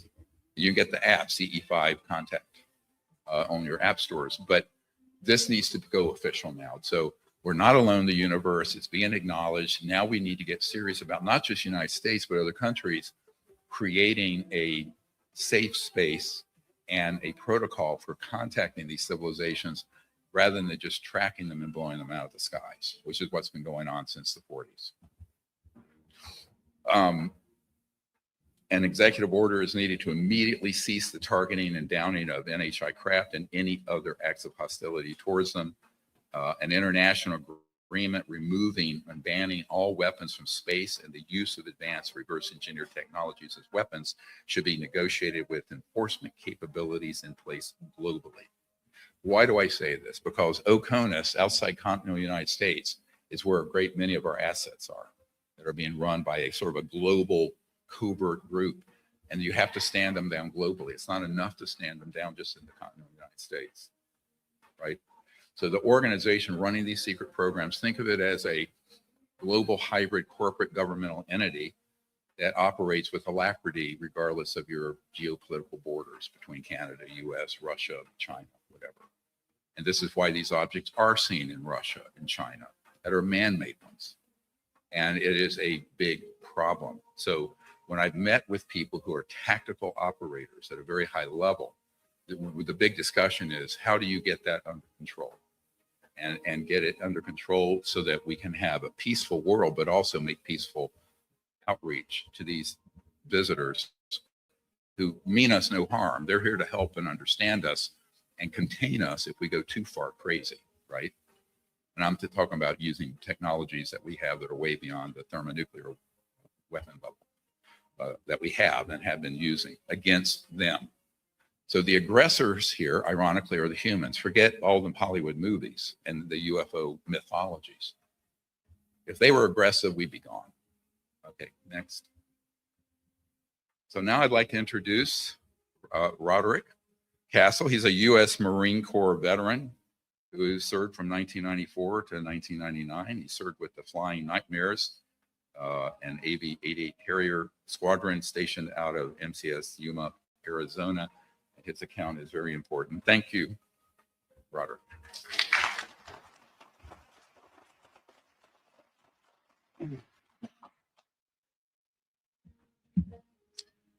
Hello.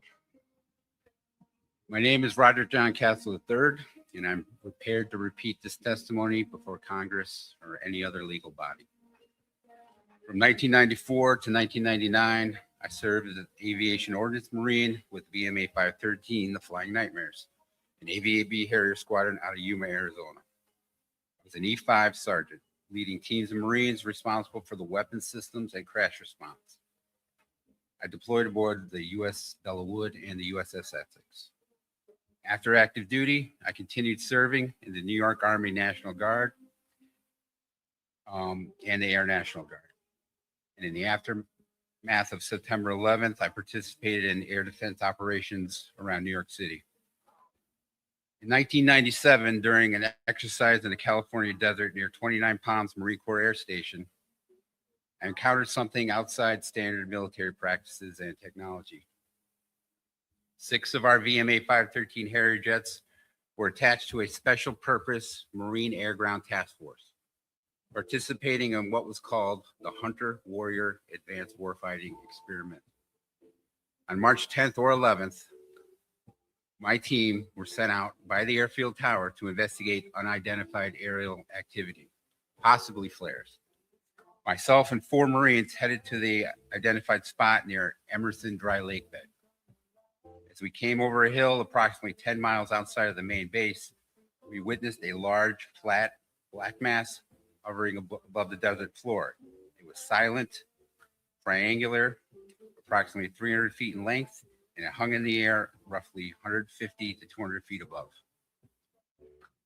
With no visible propulsion and no heat signature consistent with known aircraft. There were spherical yellow-white lights embedded in each point of the triangle. The lights were not bright, and in the center of the triangle was possibly concave. This is all I was able to observe in those few seconds. On the ground, approximately 200 feet down the hill, were 3 black F-150, 350 type unmarked vehicles and 20 to 30 men armed with rifles and sidearms, dressed in black tactical gear, no insignia, no identifiers. We skidded our Humvee and crash response trailer to a stop and were quickly overtaken by 5 of the men who ran up toward us in an arrowhead formation. Aviation Ordnance Marines do not carry our M16s on us. Our weapons were in the back on a rack. So we were quickly overtaken. We were ordered out of the vehicle with rifles pointed at our heads, pushed against the truck in order to look at the ground. These men had American accents. I knew that at any moment we could be shot in the head and erased in the desert.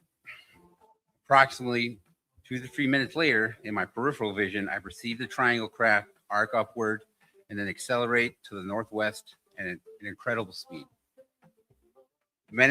The men ran back to their vehicles and the entire team drove away quickly in the same general direction as the triangle.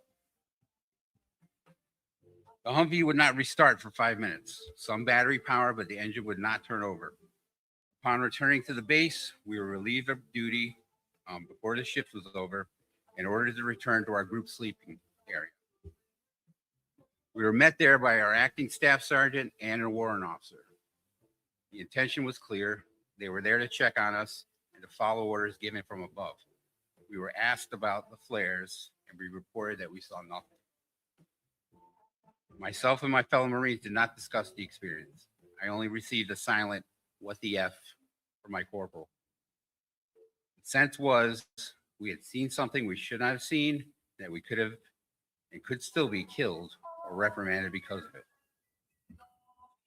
The following day, I, of course, experienced psychological distress, confusion, anxiety. Then myself and the 4 other Marines received an unscheduled anthrax vaccine, which I'm still trying to get answers about. And then came the interrogation. Approximately a week later, back at Marine Corps Air Station Yuma, I was brought in by NCIS, Naval Crimes Investigative Service, under the pretense of unrelated allegations, theft of computers, charges that ultimately led nowhere. But the intent was clear. We are keeping an eye on you. Following that deployment, myself and the 4 other Marines were assigned to different units. I have attempted to reach out to them, and they either I cannot locate them or they want nothing to do with disclosure, and I respect that. In the years that followed, I dealt with symptoms that many veterans in this space will recognize: PTSD, neurological irregularities, memory disruption. And like many others, I tried to make sense of it in a world that wasn't ready to hear it. And I want to end by saying that, again, I am prepared to give this testimony to Congress. I did file a report with the FBI, even though it's 29 years later. It happened on U.S. soil, and I have still not received a response. Thank you. Thank you.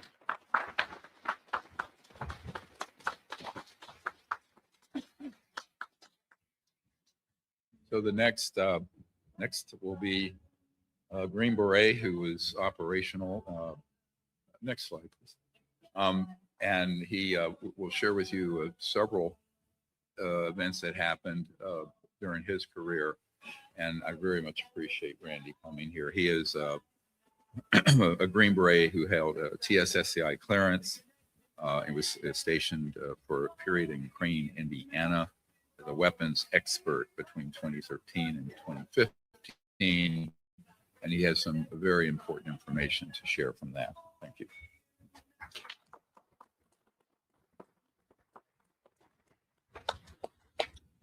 My name is Randy Anderson, former U.S. Army Green Beret, weapons sergeant. I also spent 20 years as a firefighter for the city of Las Vegas. My entire career is built on discipline and service to my community, my country. And what I'm going to share with you is something I experienced during my military training in 2014. I'm not here to tell you what I saw exactly what it was, but I'm just going to report as what I seen that day. I was at Naval Surface Warfare Crane, Indiana, which is a weapons high-level weapons training facility for the Navy. We were there doing some routine training, but advanced weapons training that day or that week. A few days into the training, myself and another one of my classmates were pulled aside after class and were told we're going to see some additional stuff. Nothing at first seemed unusual about this. We were taken to another building, brought to an elevator that went down significantly further than I've experienced going down an elevator before underground. So that was notable. Once we got out, went through some security checkpoints that were, I would say, equivalent to going through a skiff. Dr. Greer's talked about that before. A skiff is just like a higher level of security. So we went through something equivalent to that. We were sanitized, take all of our electronics and watches and devices off and make sure that you're sanitized. And that's where it felt like something different was going on. After that, we walked down a hallway and were guided by these two gentlemen to this area that had a sign that I thought, and this has been talked about on the internet a lot, but the sign said off-world technology, which was very strange to me as well. And so I have no claim about why that sign was there. It stood out. It's something strange. We entered a room. In the first room was a metallic sphere that I saw, about basketball-sized sphere. And now there's all this talk about spheres all everywhere, and it looked about that size of the typical sphere that we've been seeing around. It was hovering over a podium, a couple feet off the top of the podium, and it was just floating there. And it was very strange to see. And it was metallic. It was a strange metal. It looked just unnatural to me. And the other object, it's been nicknamed the Gauntlet, but I don't necessarily think that's what it was. It came out that way when I first told the story, and it's been, people kind of ran with that, but I don't know that that's what it was. It looked like you would pick it up by putting your arm in it, so that's why I got that kind of name. And it had some type of crystal, looked like a crystal display screen on top of it. And while I was looking at it, I saw inky black symbols start to appear above it, and I feel like I was the only one in the room that had seen that at the time. And I didn't mention it. I was new on the team at the time, and I wasn't gonna take any chance of getting pulled aside for something else. I didn't want to take any chance of getting off my team, really. So I just didn't mention that I saw that day. And we got to see this stuff. They talked a little bit about, that they recovered it from an old crash, and they talked about it pretty nonchalantly, like it was a Tuesday afternoon, and then we were brought out of there and had a quick debrief, and that was that. We were told not to talk about it, and we didn't. So I never was told why we were brought down there. I don't know what the purpose was, and to this day, I've never had answers to that. You want to talk about the test site stuff? Since then, I've worked out at the test site. I've worked all over that facility. Yeah, in Nevada, where Area 51 is located. I worked all over that facility doing red team operations, which is basically for tier 1 units, we provide an enemy fight for them. There's a couple things that have happened out there. We saw a couple times, we saw orbs that were just floating around, and we were told not to talk about. And again, this isn't part of my military career, so this was different. We're just told not to talk about them, or we'd have to do extra paperwork. So all the guys kind of just hushed up about it. One green orb and one orange orb was what I saw. A triangle-shaped craft was another one I told Dr. Greer about. That just kind of, yeah. It was a little less equilateral than that. It was a little bit like more sharp triangle, but it looked a lot like that. And we saw that as going into like the nautical twilight hours. And then and when I was deployed, at one point we saw some advanced drone technology, which is a little bit scary for me to talk about. But I would say, based on my experience and what I've seen, that a lot of the stuff that people mix up for UFOs is probably a lot of technology that we have, advanced technology as well. That's just my experience. So that's basically everything. Thank you. Thank you. Thank you, Randy.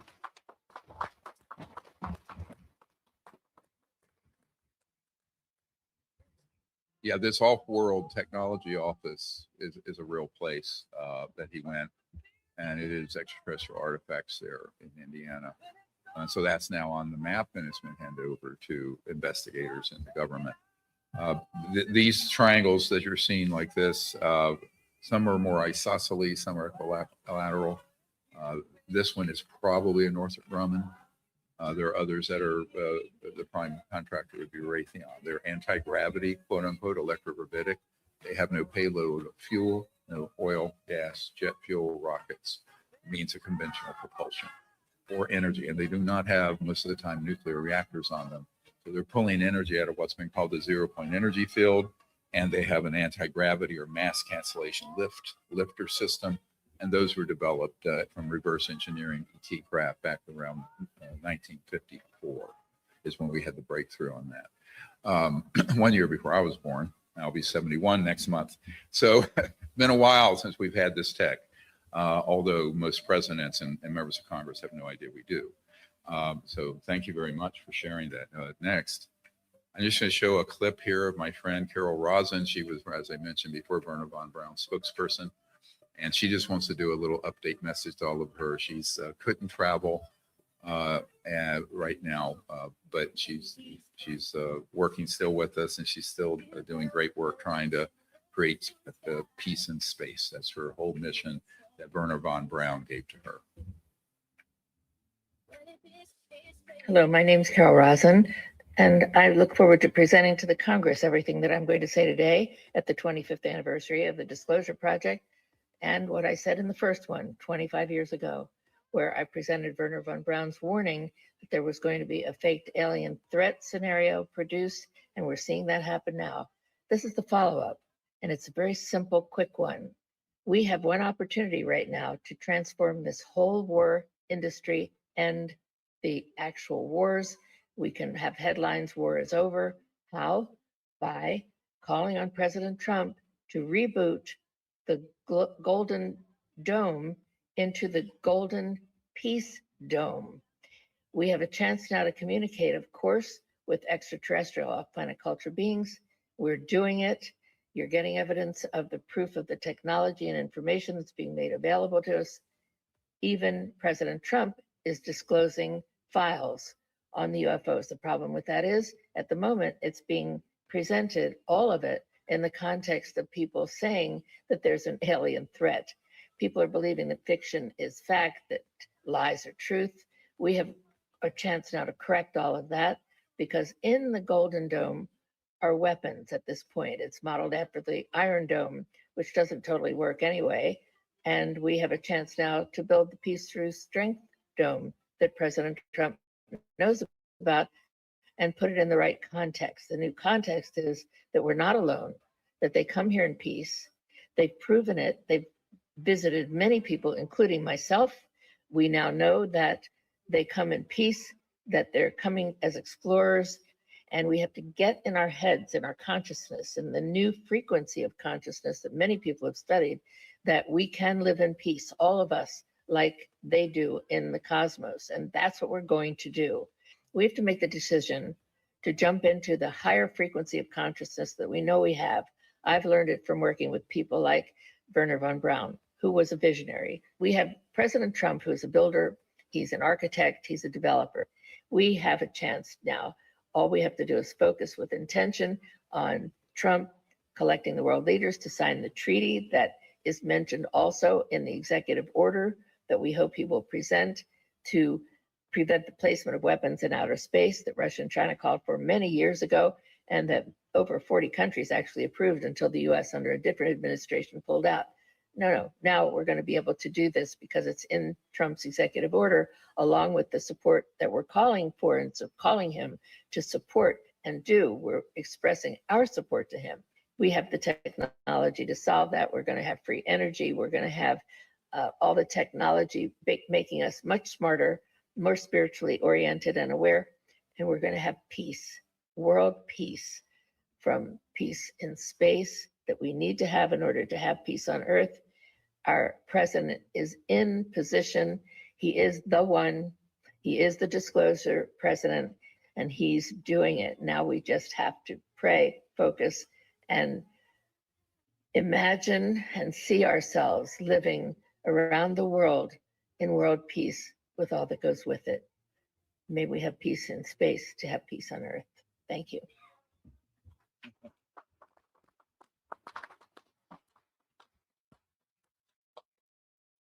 She's been fighting that fight since Werner von Braun asked her to in 1974, when he knew what the plan was to present a threat from outer space that was fake, and what assets had already been deployed to prove it. And that's when they started back in the late 50s and 60s using these ARVs, alien reproduction vehicles, or man-made UFOs, to abduct people and do cattle mutilations and all the mythology that you hear about in the UFO subculture. Those were all orchestrated by humans for their psychological warfare value. Next. So oh, someone took all the papers that were up here.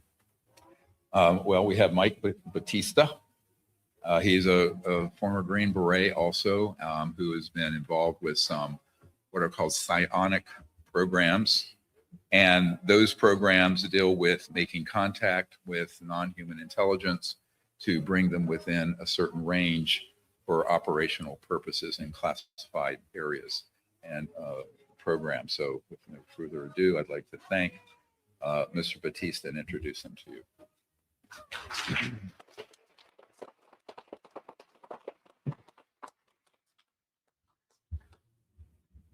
Dr. Greer. All right. Good afternoon. My name is Mike Batista, and I am willing to testify under oath before Congress for what I'm about to say. I'm here to speak about a series of experiences that began during my final year of active duty service as a U.S. Army Special Forces soldier. That background shaped the way I observe, assess information, and approach serious matters. I was visited by and interacted with multiple types of UAP and NHI. These were not isolated sightings. They were sustained, direct, and responsive interactions. Approximately 8 months after leaving the Army, I had become someone of interest while trying to figure out why this was happening to me. And eventually I was approached, evaluated, tested, and eventually recruited by a military contractor to work as a psionic asset. A psionic asset is an individual who utilizes consciousness to interact with non-human intelligence for operational purposes, including initiating contact, influencing the engagement, and facilitating proximity. This was operational contact. The concept was that consciousness could serve as an interface, and along with focused intention and specific states of awareness. You could use it to initiate or intensify contact with NHI. That basically means using consciousness to create the conditions for the interaction. The objective was to use psionic assets to attract UAP for technical exploitation, target acquisition, and downing of non-human craft, to include the recovery and reverse engineering of that technology. This was not the outcome of every contact event. In many cases, they were just observed using advanced imagery, like infrared and thermal systems. I can't discuss any methods, locations, or specific operations, but I can say this. This was not just about observing the phenomenon, it was about interacting with it in a controlled way. And after that period, I did eventually go public and work alongside an aerospace company focused on ethical and peaceful contact. At the end of the day, the interaction between consciousness and the phenomenon is real and it needs to be taken seriously. In the future, the subject will not be defined by sightings alone, by our ability to understand it and interact with it. Thanks for your time and hearing my testimony.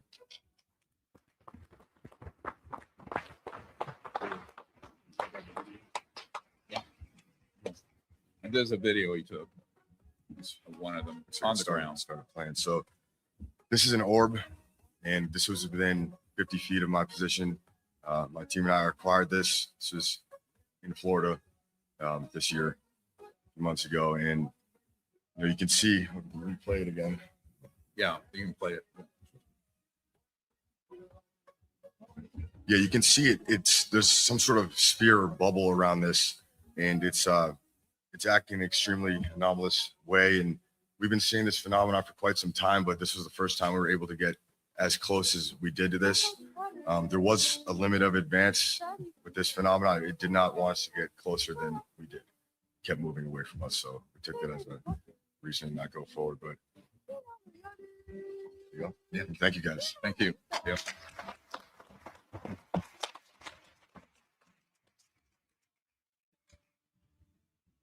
Next. One thing I want to comment on this, because this is a quick trip through some complex ideas. All this is in the archive.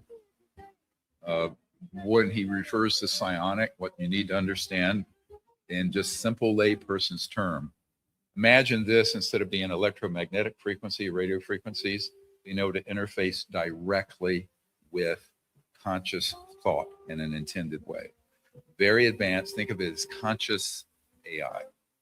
That is what extraterrestrial civilizations use. You cannot communicate across the vastness of space at the speed of light because it would take 1 million years to get a signal to a star system 1 million years away. I've known this since I was a child when I had contact directly with these civilizations and learned what that technology was. So it has been formalized, unfortunately, into a weapon system. This is why General Stubblebine, the head of Army intelligence back in the early 90s, 1992, offered me $2 billion as a young doctor to give up my medical career and what I'm doing with this project to become an asset for him, because our program had broken the Rosetta Stone code of contact that involves the use of consciousness, directed thought, and technology to make contact. But we do it in a peaceful way. Unfortunately, there are systems operating out at the Edwards complex, the Nevada test range, Provo, Utah, and another sites on the coast of Florida, where those same systems are turned into a way to attach to and guide over extraterrestrial vehicle and then target and strike it and knock it down with an electromagnetic pulse weapon, the very existence of which is in violation of the International Non-Proliferation Treaty, because it is a component of the EMP that comes out from a nuclear device. But in this case, it's just the signal itself, and those are used to strike these objects, and it disables them because they are 100% electronic and transdimensional. But just keep in mind that any technology, even consciousness-assisted technologies, can be used for good or for bad. And in this case, what we started in 1990 as a peaceful citizens ambassador outreach to non-human life forms from other star systems got twisted into a weapon system. And I know many people who have been in those programs. I've known about this since the early 90s. Now it's beginning to come out. There was an operator out at the Edwards complex named Jake Barber and some of his team members that came out last year who knew about those operations, who were on the retrieval teams. This is real. It sounds like science fiction. And I understand that to most people, it's a bridge too far, but you're not dealing with 20th century and 21st century technology. You're dealing with civilizations that are thousands to millions of years more advanced, and they have technologies that would all look magical to us. But that part of it, a big part of it, is the thought consciousness interface with matter and space-time. And that is what they're using for communication, but it also is used to sense them by people who are skilled, like Batista and others. And I'm glad to hear he's involved with a program now that's peaceful, but over the last 50 years, they've not been so peaceful.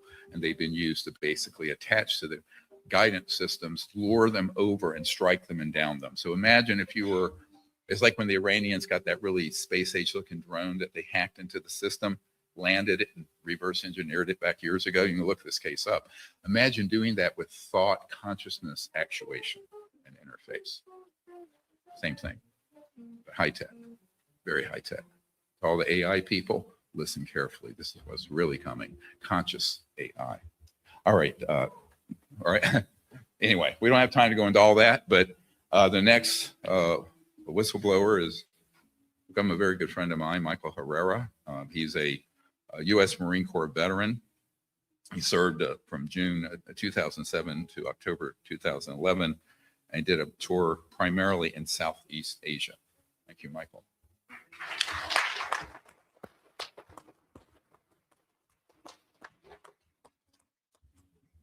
All right, good afternoon. I just want to start out this statement saying that I'm willing to testify under oath with penalty of perjury in a public hearing from Congress, in front of Congress.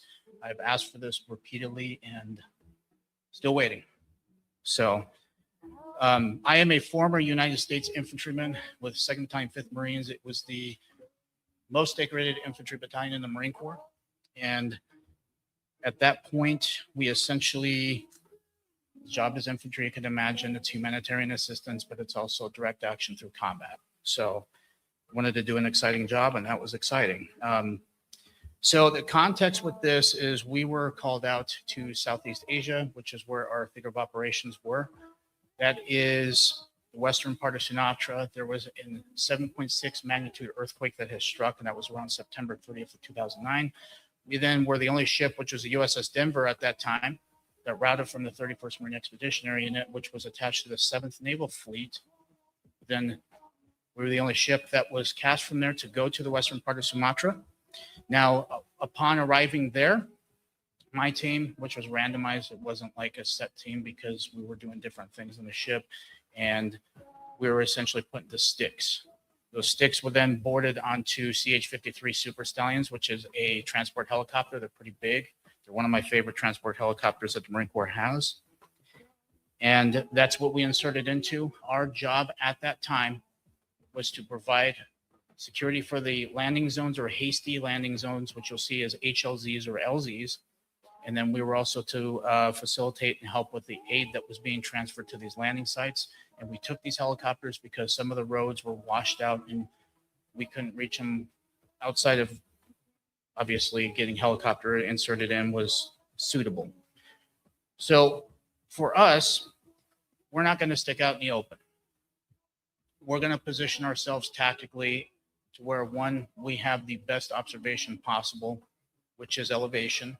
So we then decided to secure a ridgeline that was off to the side, about 150 meters or so, probably less than that. And upon looking over that ridgeline towards the north, we see the top of this thing, and it was rotating in a clockwise position. It was transforming colors between light matte gray and a dark matte black. Now, when you have something that's through vegetation like that, it's very abstract. It's going to get your attention. We thought it could have been a building. It could have been something like that. At that point, I had a camera that was on me that I was taking video of some of the helicopter insertions, or at least when we were getting off the ship. And I actually had some photos I snagged of this from the top view of where we were positioned on that ridgeline. Because we then saw that, the leader of our team decided that we had to go down and investigate. And so we proceeded. As soon as we got to this clearing, which is what this thing was basically occupying, and looking at the craft, you could see that it was octagonal shape. It had sharp edges, quarters. It had rivets. It had seams. You could tell it was pieced together and it was man-made. You could tell it was something that was built from one of these aerospace companies. Now, accompanying this craft, when we were verging onto the position, we were then intercepted by a team of 8 operators that were wearing black camouflage utilities that had no insignia, that had no marking, no rankings. Some of them, most of them were wearing ball caps, is what I can recall. They then searched us. They then seized our weapons. They cleared them. They took our magazines out of our pouches, dumped them, kicked them off. They kept a couple guys at standoff distance while we were searched. They took photos of our IDs, and they started to basically threaten us to say, hey, it's easy to get lost out here. You can get killed out here. You can lose you out here, things like that. And as that's going on, we were seeing these trucks come up, which look like that. They could either be Ford F-350s or they could be Toyota Tundras, up armored, and they were pulling these trailers. Now, these trailers were like a miniature version of a shipping container that had mini split HVAC systems on the top of that. Now, when I first saw this, I had speculated, even when I first came forward in 2023, I had speculated it was a drug running operation because of the HVAC systems. So these trucks were loading these containers, which were about 4 of them, onto the platform that's underneath this craft. Now, I only remember seeing 4 trucks. And as soon as we're going through being searched, the trucks then disappear. I don't think they may have went onto the backside. And that platform started to raise up. It then met with the main part of the craft right there. And as soon as it came together, it started, obviously the rotation didn't change. There was an audible hum that you could only hear, which was like a guitar amp or an electrical transformer kind of noise. Not as identical, but if you guys can understand how they would sound, this is what it exactly sounded like.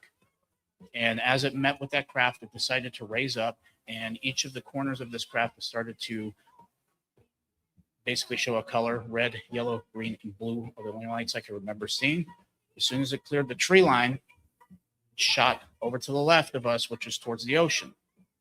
And that thing, obviously, it did not destroy the trees, did not produce any kind of rotor wash, did not break the sound barrier. But this thing went from thousands of miles an hour, possibly hundreds of thousands of miles an hour, instantaneously like that, like a spark off a grinding wheel. And it shot over to the left.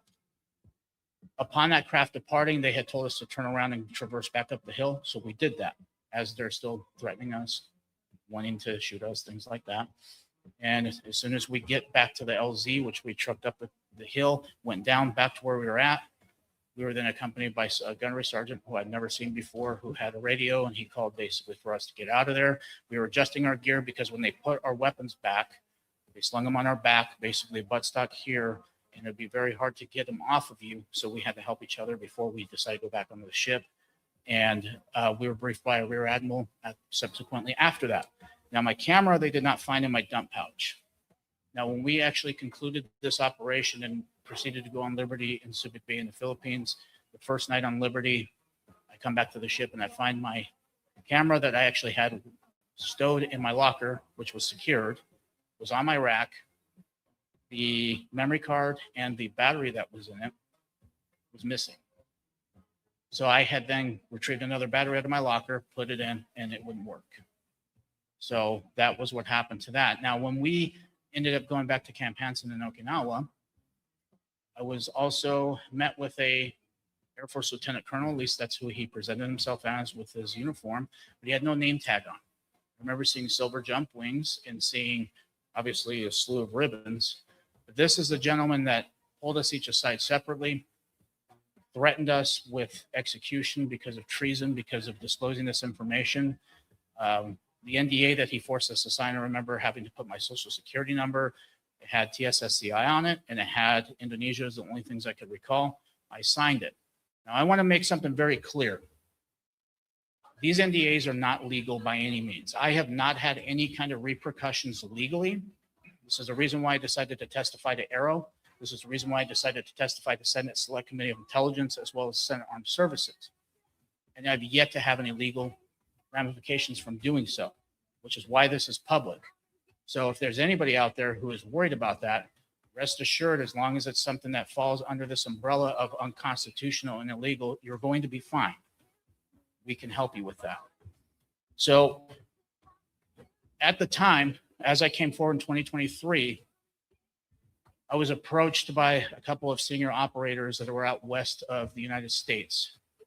And they had provided a context to me with evidence, as well as showing me a few things going out there. But this was not for drugs. These were psionic assets that they were recruiting from Indonesia. Now, they'll say it's a psionic recruitment operation, but it's still human trafficking. Okay, they had humans that were in these containers. And the reason why they were doing this is because there is something about third world countries that have people that are more enlightened and more consciously adept, which is what they want. And what I mean by they are these illegal, unconstitutional legacy programs. Now, I also want to make another distinction between this, that a lot of the people in these programs are not evil people. They have been hoodwinked for decades until they find out that they're a part of something that could be monstrous and potentially criminal. In a lot of cases, it is. So since having that happen and providing that to me, and then to go back and tell people like him, as well as some people in the government that I'm working with, as well as federal law enforcement. So this is an ongoing problem. I'm not going to get into how I know this, but just understand that it is an ongoing problem. The other ongoing problem too is obviously Arrow. When they had put out my testimony through volume 1 of the Arrow report that they released to Congress and the public, they completely misconstrued my testimony. They said that I saw an extraterrestrial spacecraft and I was intercepted by a team of U.S. special operators. First of all, I didn't know who these guys were. I didn't know what their backgrounds were until these operators that participated in similar operations, not exactly like this, but have knowledge of it, and then include me into how they plucked them, what their testing was, how they get through this. So obviously that information has been handed over to federal law enforcement. If you guys can put the next slide, please. So this is an aftermath of obviously a downing of a non-human intelligent vehicle or ET vehicle that they were using some of these psionic operators, like you just heard from, out in some remote parts of certain areas of the United States, where they then are targeting collectively, and they are downing these extraterrestrial spacecraft with these EMP weapon systems, which you can see right here. If anybody's curious about what brand it is, it's called Epirus, and it's a Leonidas. That is what the systems are using. They use them for drone warfare, for deterrence. Well, for dual purpose. So the people that produce those more than likely have no idea that these are also being utilized in that faction of taking down ET vehicles and using psionic assets to lure them in and to do that. So this is the reason why we are bringing this up. This is the reason why I've testified, because after getting this information, providing evidence, seeing these things firsthand to an extent, is the reason why I'm trying to get this solved as well. Because I could live with the fact that if they were actually drugs in those containers, that would have been fine. But then hearing that it's humans and it's a psionic recruitment operation, human trafficking, I feel like my duty is to help these people that are in these third world countries that are being smuggled here. And I'm going to continue to do so, and I'm going to assist it until we solve this problem. Thank you for your time, ladies and gentlemen.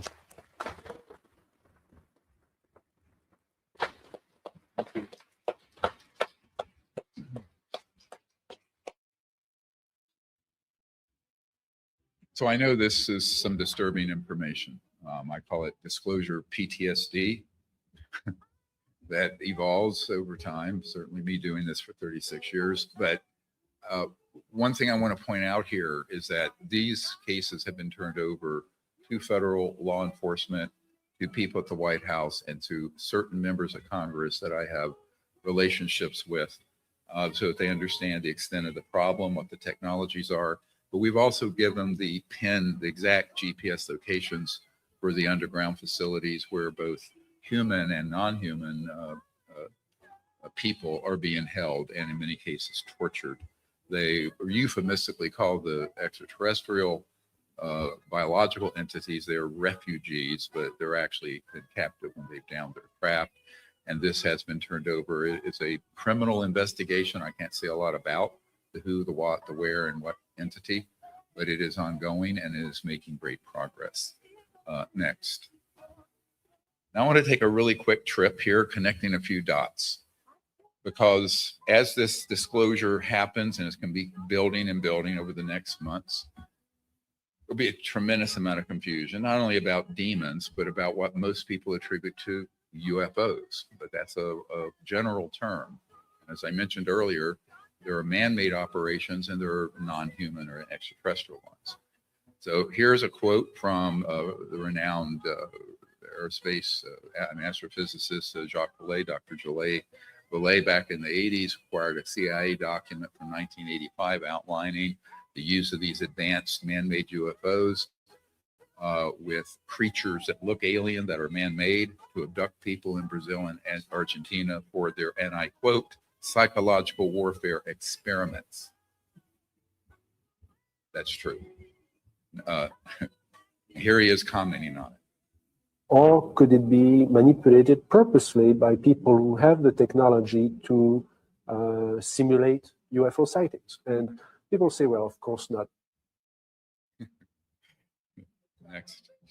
And here, going all the way back to 1953, CIA Director Walter Smith And it's a memo describing the psychological warfare value of the UFO subject.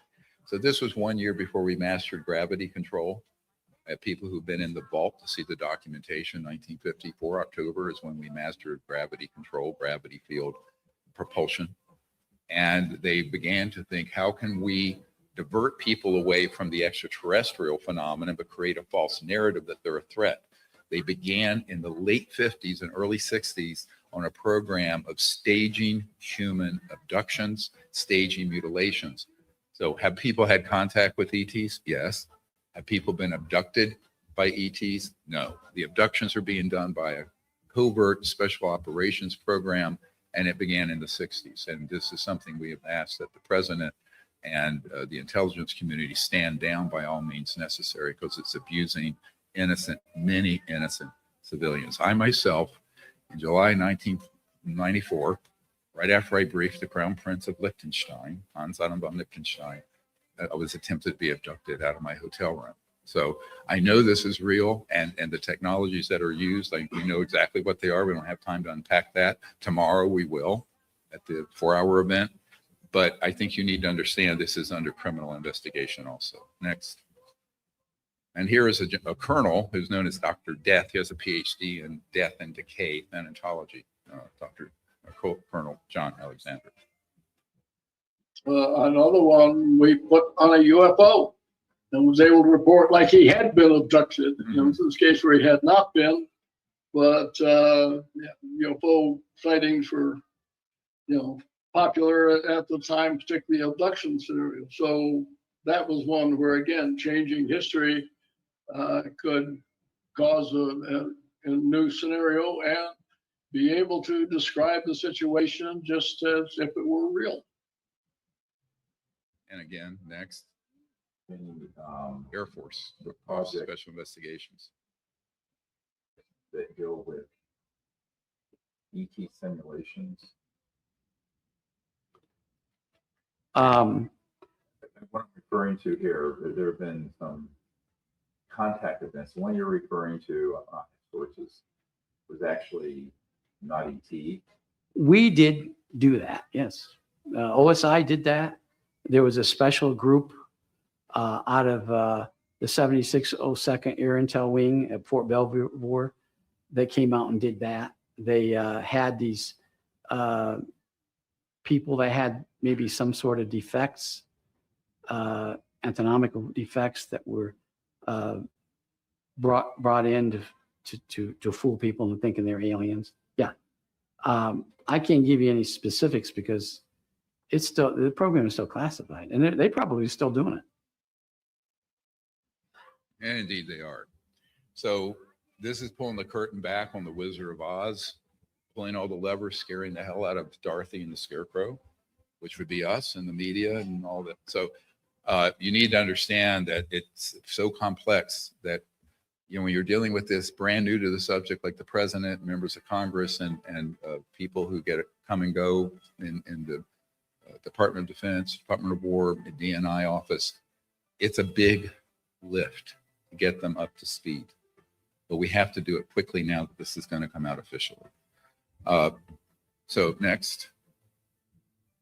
I think the most important information will be the biologics that are not human that have been discovered. And like even some of the briefings that aren't classified just need to be out in the public. I mean, I had someone come and brief me who was in a military uniform, worked for the United States Army, that was briefing me on the locations of hybrid breeding programs where captured aliens were breeding with humans to create some hybrid race that could engage in intergalactic communication. An actual uniformed member of the United States Army briefed me on that.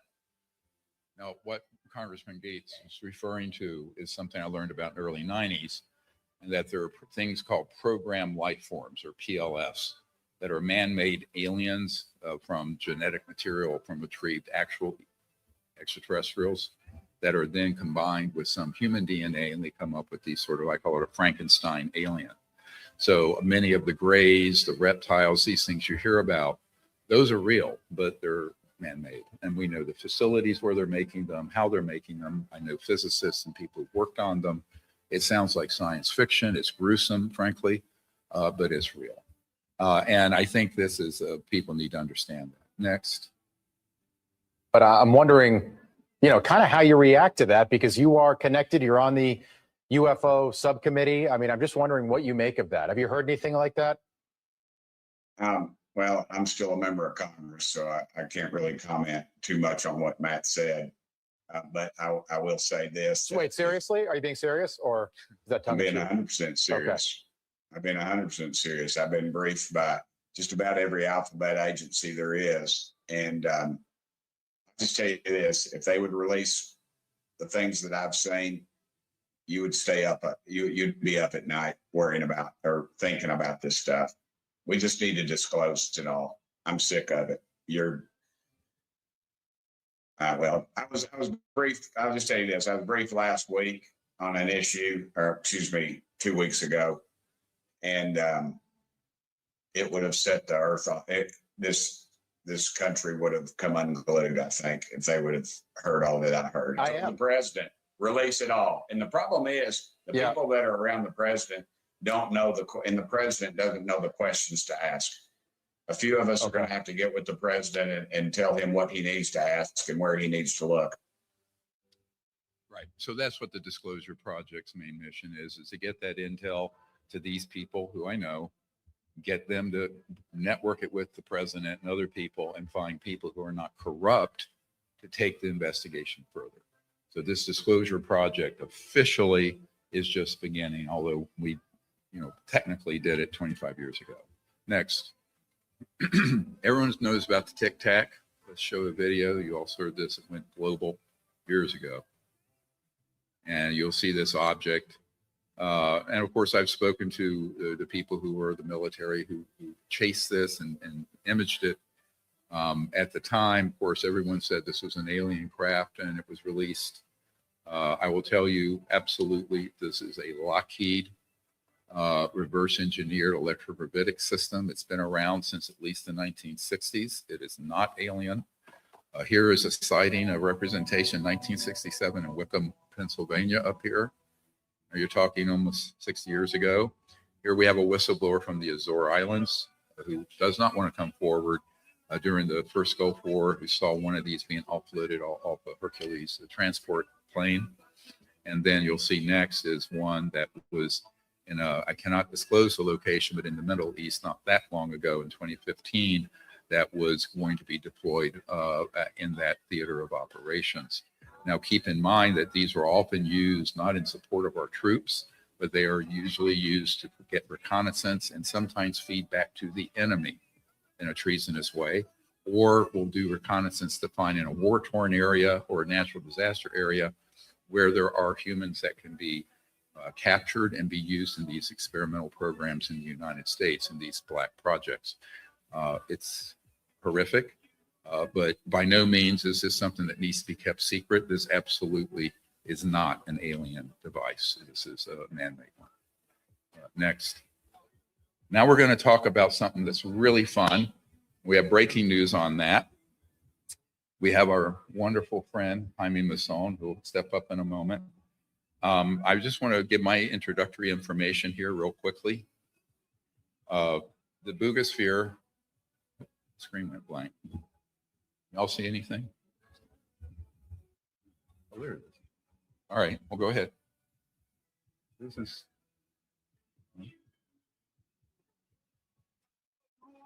technical difficulty. Oh, now I have it. Okay. So this object, back in March of last year, was flying around Buga, Colombia, South America. It is an extraterrestrial object. We've done the analysis on it.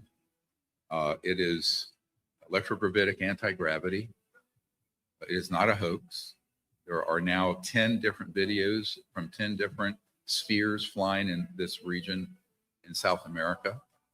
And I will say that recently a new one has landed and has been retrieved.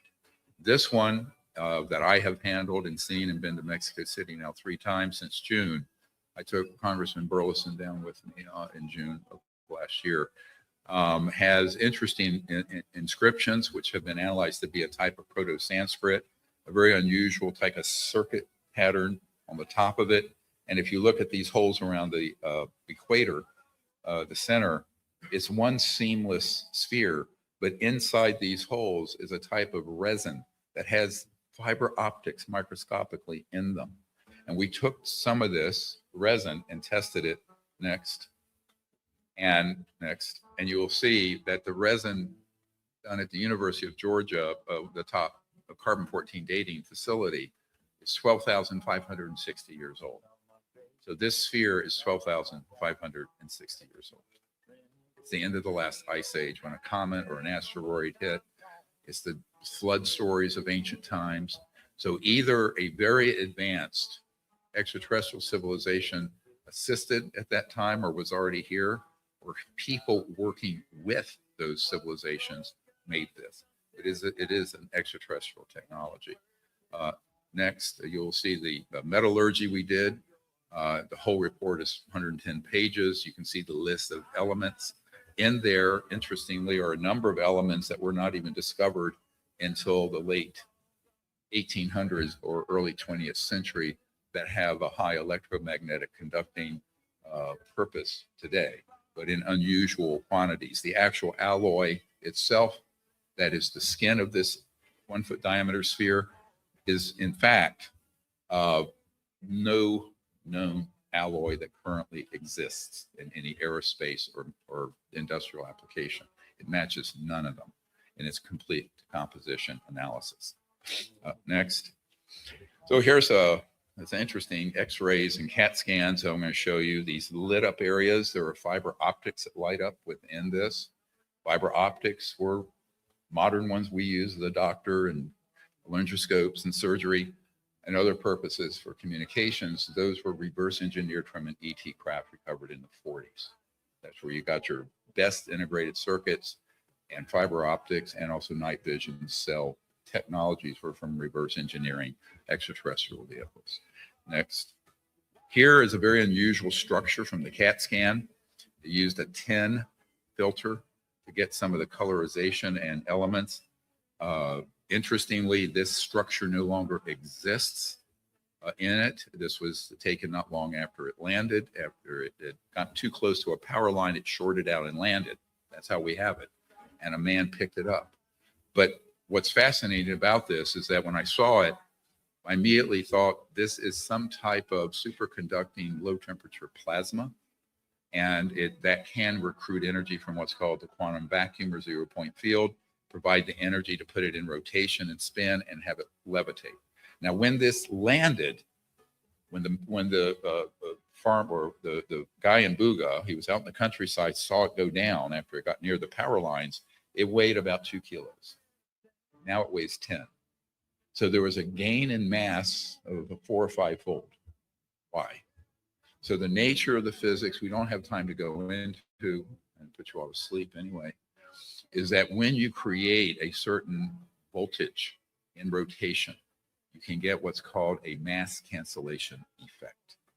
So in terms of, and mass is different from weight. Weight is what something is in one gravitational field of the Earth. Mass is the periodic table weight that you see, the mass of the elements. But if it gets massless, if it goes to 0 mass, it vanishes and teleports or goes out of this dimension and can, through quantum entanglement, appear in here and then here. But we understand, we meaning in the classified programs, that my uncle's old company was Northrop Grumman and Lockheed Skunk Works, that's understood. But this, interestingly, this structure, next slide, we did a micro CT scan, he did, and here's a Nikon camera. Look at the detail.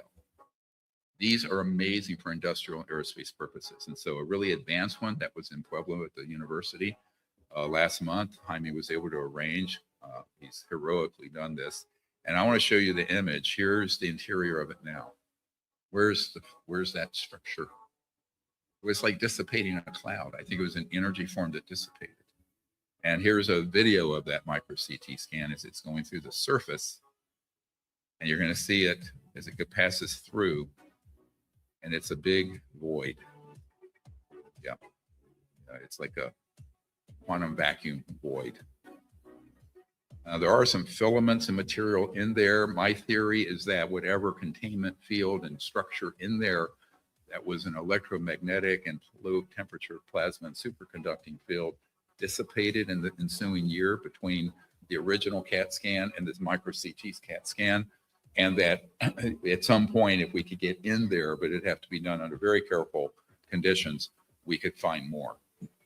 This is the new one that just landed. This has just been retrieved. This is the second one that's in possession. It does not have the Proto-Sanskrit on it, but apparently it is inside. There is. Someone opened it up. I'm not going to get into it. I just learned of this morning at the same time the president's materials dropped. I have not been able to do a scientific review, but there is a second one now in our possession and in Mr. Mosson's possession. So I just want a quick trip through that. This is the first time that I know in human history, in modern times, that something of non-human origin, that's a technological device. Imagine what would happen if we could reverse engineer this, right, properly. Don't need Lockheed and Northrop, just leapfrog them. But boy, you're talking millions of dollars in security around that thing. That would be phenomenal. Way beyond my ability as a retired doctor to do. So I'd like to introduce Jaime Masson now to present the rest of it.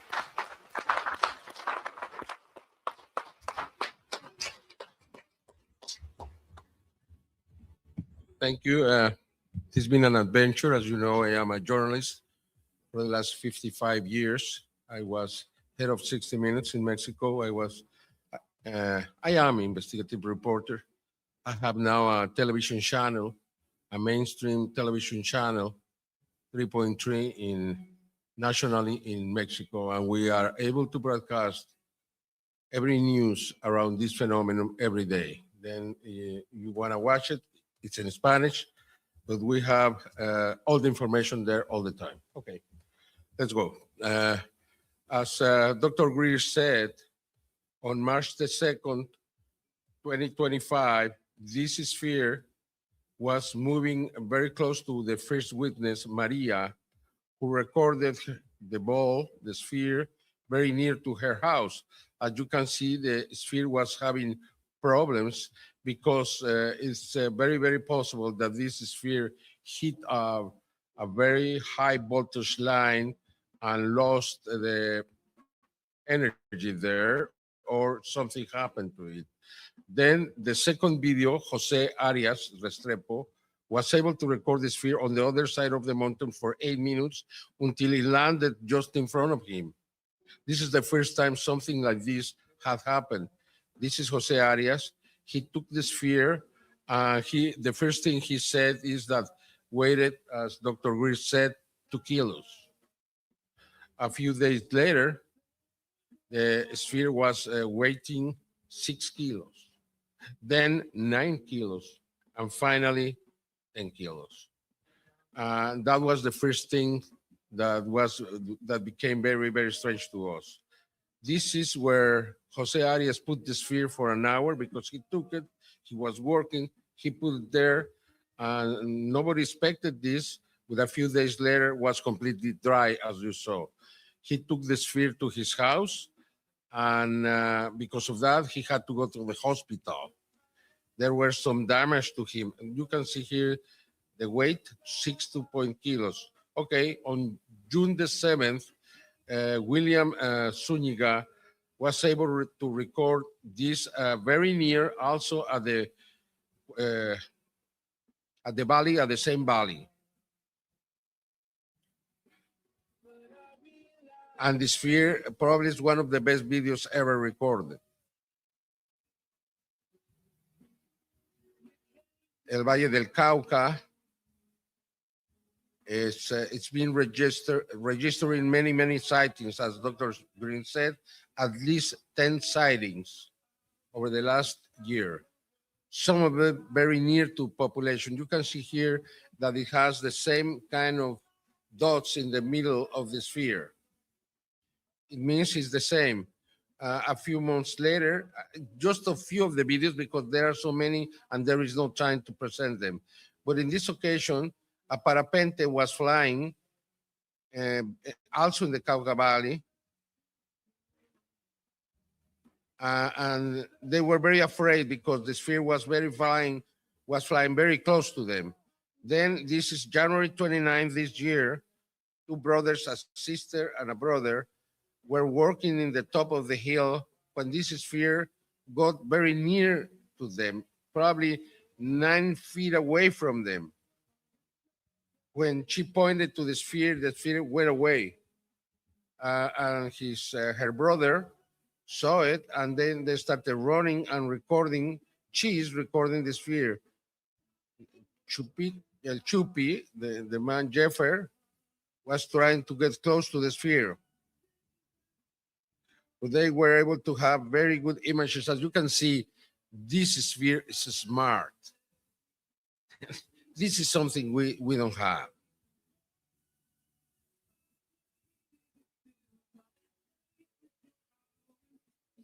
Until the sphere disappear. But you see, it's enough evidence to understand that these spheres are flying all around Colombia and in many other places of the world. These are some of the analyses that were done by the university in Mexico, and they were the first to found the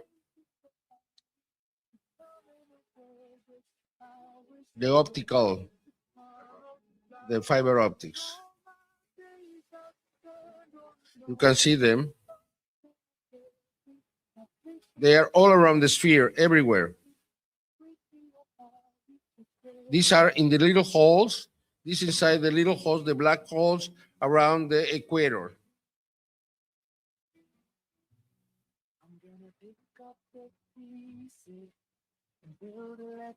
This is the so-called boogosphere, and it has a message. I cannot go around it because it takes a long time, but it's a genesis. It's very similar to the beginning of a religion. Everything was created by God and was given to us to take care of it.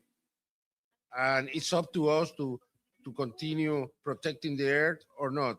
This is on March 15. We had an event in Mexico City for 8,000 people. Dr. Greer was there. And this is probably the largest crowd for a UFO event ever. And we stayed there for 4 hours. Dr. Greer can tell you, and nobody left. Nobody left. We presented all the witnesses, all the evidence we had. We presented the message, and was a great event. And I thank you very much. And I'm willing to give this testimony under oath to the USA Congress, to the American Congress, because I am just telling you everything that is true. Thank you. Thank you.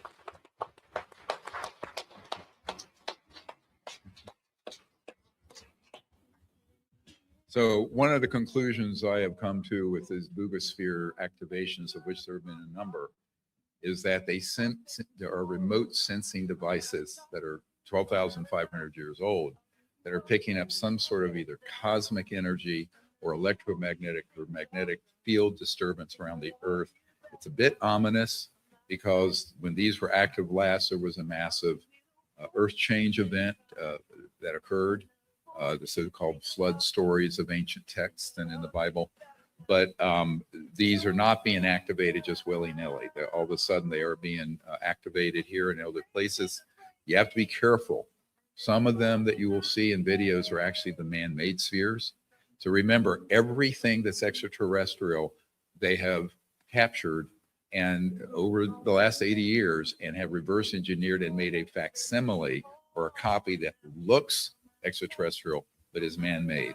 And this is where you need real subject experts looking at every bit of evidence that comes out of the Trump administration and the Secretary of War and the US government, because this is a highly specialized ability to distinguish between man-made and non-human technologies, images, and it's very few people have that expertise, and this is what we're going to have to watch for very carefully.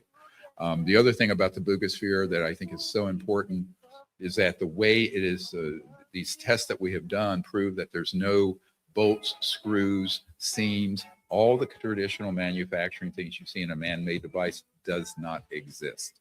So it is almost certainly of non-human origin. It's very ancient. And now, to my astonishment this morning, I learned that a second one has been retrieved. Yeah. Thank you. Next. I just want to, I don't have time to go through this. This is in our archive and it's in the briefing document you can order online at drstephengreer.com. This has a sample speech for world leaders when they fully disclose this. And the wording of it in the instructions are to make it a positive and hopeful event for humanity, to admit to the mistakes of the past, but to go forward, to release the energy technologies to give us a new civilization without pollution, poverty, or problems that we see today and endless oil wars in the Middle East. And also to make peaceful contact with these civilizations, because at a certain time, humanity will mature to be a peaceful global civilization and will go out amongst the stars, but not alone. And they're here and they're waiting for us with open arms if we can go there peacefully. We are not allowed to go out there as we currently are as a warfaring, backward civilization. We have to become peaceful. Next. And this is one of the things that I saw years ago, an event where the CE5 contact protocols, the psionic, would be an event where there would be world leaders and an ET craft would land in what I saw, it looked like White Sands area. And this was in a remote view, because that's what I do. I mean, I was a meditation teacher and a remote viewer before I was a medical doctor in my misspent youth. But had fun doing that. But I clearly saw this happening, and that there was an elder ET that would come out of this and it would be seen by the whole world. So at some point in the future, I think we will have an open landing and peaceful contact event. And I think that's what we need to encourage our leaders, not just here, but around the world, to pivot towards, instead of just fear mongering this with nonsense. All right, next, I want to just open this up now. Getting late. We're running about 12 minutes late, mostly my fault. And I'd like to open it up to any media that are here for some questions here at the end. Anyone got a question? Yeah. Have my people give them for the folks who are. Hi, my name is Surreal. I'm from Dallas, Texas. Real quick question. We're short in time. Yes. I wanted to know that it says that, I'm sorry. What do you think the validity of claims that at least one of the species of these ET are not actually NHI or from another world, but they're actually highly evolved humans from the future? Well, we do know that at the Rendlesham Forest Mintwaters case that happened in the early 80s in the United Kingdom, where that pyramid-shaped craft landed, and that I was helped get people in the Ministry of Defense to release those documents. That, in fact, was descendants of humans from 500,000 years in the future that came back to warn against our endless wars and the nuclear assets that were there. It was an illegal nuclear base that could have triggered World War III. So that has happened. It's a little bit out there, talking about time and space being the plasticity of time and space, but that's not most of them. But yes, that's certainly possible, because when you get into the understanding of trans-dimensional physics and quantum entanglement, space and time become flexible. And it's not something that happens often. I don't think it's the predominant part of it, but it is a component. Yeah. Another question. Oh, we have only one runner. Okay, that's all right. Hi, I'm Joe. I'm a mathematician from New York. My question is, does there exist interstellar malevolent terrestrial technology? And if so, does that open the possibility for non-terrestrial malevolent technology? Yes. Okay. So if you can imagine, when Ben Rich, who's the famed president of the Lockheed Skunk Works, the week he died, a friend of mine, James Goodall, is a renowned aerospace historian, spoke to him. And he said, anything you can imagine that you have seen in Star Trek or anything you can imagine happening, we have already done at the Lockheed Skunk Works, and it's not at Area 51. It's out in the desert, and I know where it is. I know where I have videos and photographs of the underground opening at the Lockheed Skunk Works and where they test the man-made vehicles. But there's astonishingly advanced technologies. The problem is those are not under the supervision and control of the president or the Congress, and they have been used illegally to target extraterrestrials and things in space, and that could lead to a catastrophe for the entire planet. I have said multiple times over the last 30 years, the lack of supervision and control of the entity keeping the secret is an existential threat to all life on Earth. I am not overstating it. As an emergency doctor, I just tell you the damn truth. That is the truth. So this has got to get reined in, because yes, at a certain point, there is a universal right to self-defense. And unfortunately, the folks who are running these programs are consider themselves masters of the universe. And I asked one of them once, because I have had many meetings. I've debriefed well over 1,000 people over the years on this issue at a very high level, where they have admitted that yes, we are trying to provoke a response that's violent so that we can unite the world around a totalitarian military scheme that would scare the bejeebies out of everyone, so everybody would give up their freedoms and their security so that we could, get into some kind of conflict with non-human entities. This is the plan that was hatched in the 50s. It's why Eisenhower lost control of the programs, why treasonous group that broke away back in 1955, 56, after the president had a meeting with some ETs out in the high desert near where Edwards Air Force Base is, and it's gone sideways and gotten worse and worse and worse with each decade. So yeah, this is a very big cancer that's metastatically spread all over the world in a very compartmented operations, but those programs absolutely need to get stood down fast. So at some point, these civilizations are in no way, there's at least 5, 6 dozen different species that have been documented. Forget the thing, there's the grays and the 4 that some member of Congress was told recently by a clown at the Department of Defense. There are dozens and dozens, if not hundreds. None of them are hostile. They're very concerned about us because we've gone from, in 100 years, from, kind of like horse and buggies to thermonuclear weapons and reverse engineered their objects that we now have deployed against them. Right? This is a very serious problem for Mr. Rubio, the Secretary of State, who probably is the most knowledgeable person in the administration because he was co-chair of the Senate Intelligence Committee when I was handing off terabytes of data to his people there in the SCIF for Senate Intelligence. So I think that this is something that is urgent. I'm hoping, I'm not privy to all the things going on in government. I'm a private citizen. Never been in the government, never gotten an Indian head nickel from the government, don't want it, or a corporation. But I do think it's time for us as citizens to demand that these criminal enterprises be stood down, that they be vigorously stopped, that it be non-kinetic, if possible, non-violent, but by all means necessary, the aggressive use of those advanced technologies which do exist, those need to be stood down and stood down hard as soon as possible. I think we have time for maybe one more question, and they want us out of here at 5. Yes, ma'am.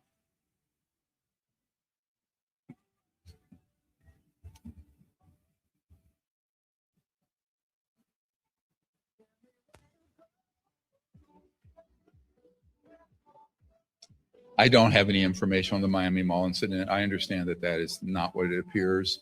I've never been able to get a credible read on it, and I deal with things that I try to prove scientifically or through multiple corroborating witness flip.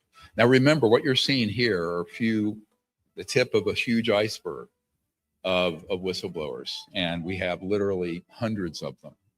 But most of them do not have the courage of these men to come forward. And I just want, in conclusion, to thank all of you and the media, but also to thank these guys, Batista, Anderson, Castle.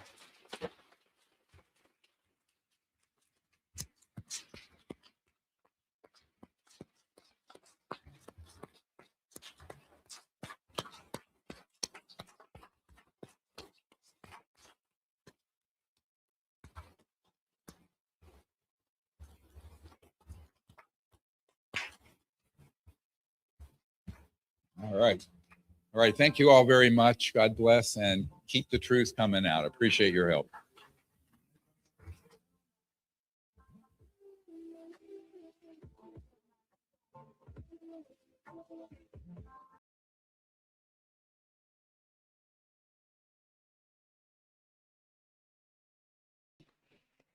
All right, guys. Well, that was the Dr. Stephen Greer press conference. So, thank you for tuning in. Thank you for watching. And of course, as always, spread the news, share this video around with other people, your friends, family, anyone who's interested. And yeah, that's about it, guys. We'll see you later.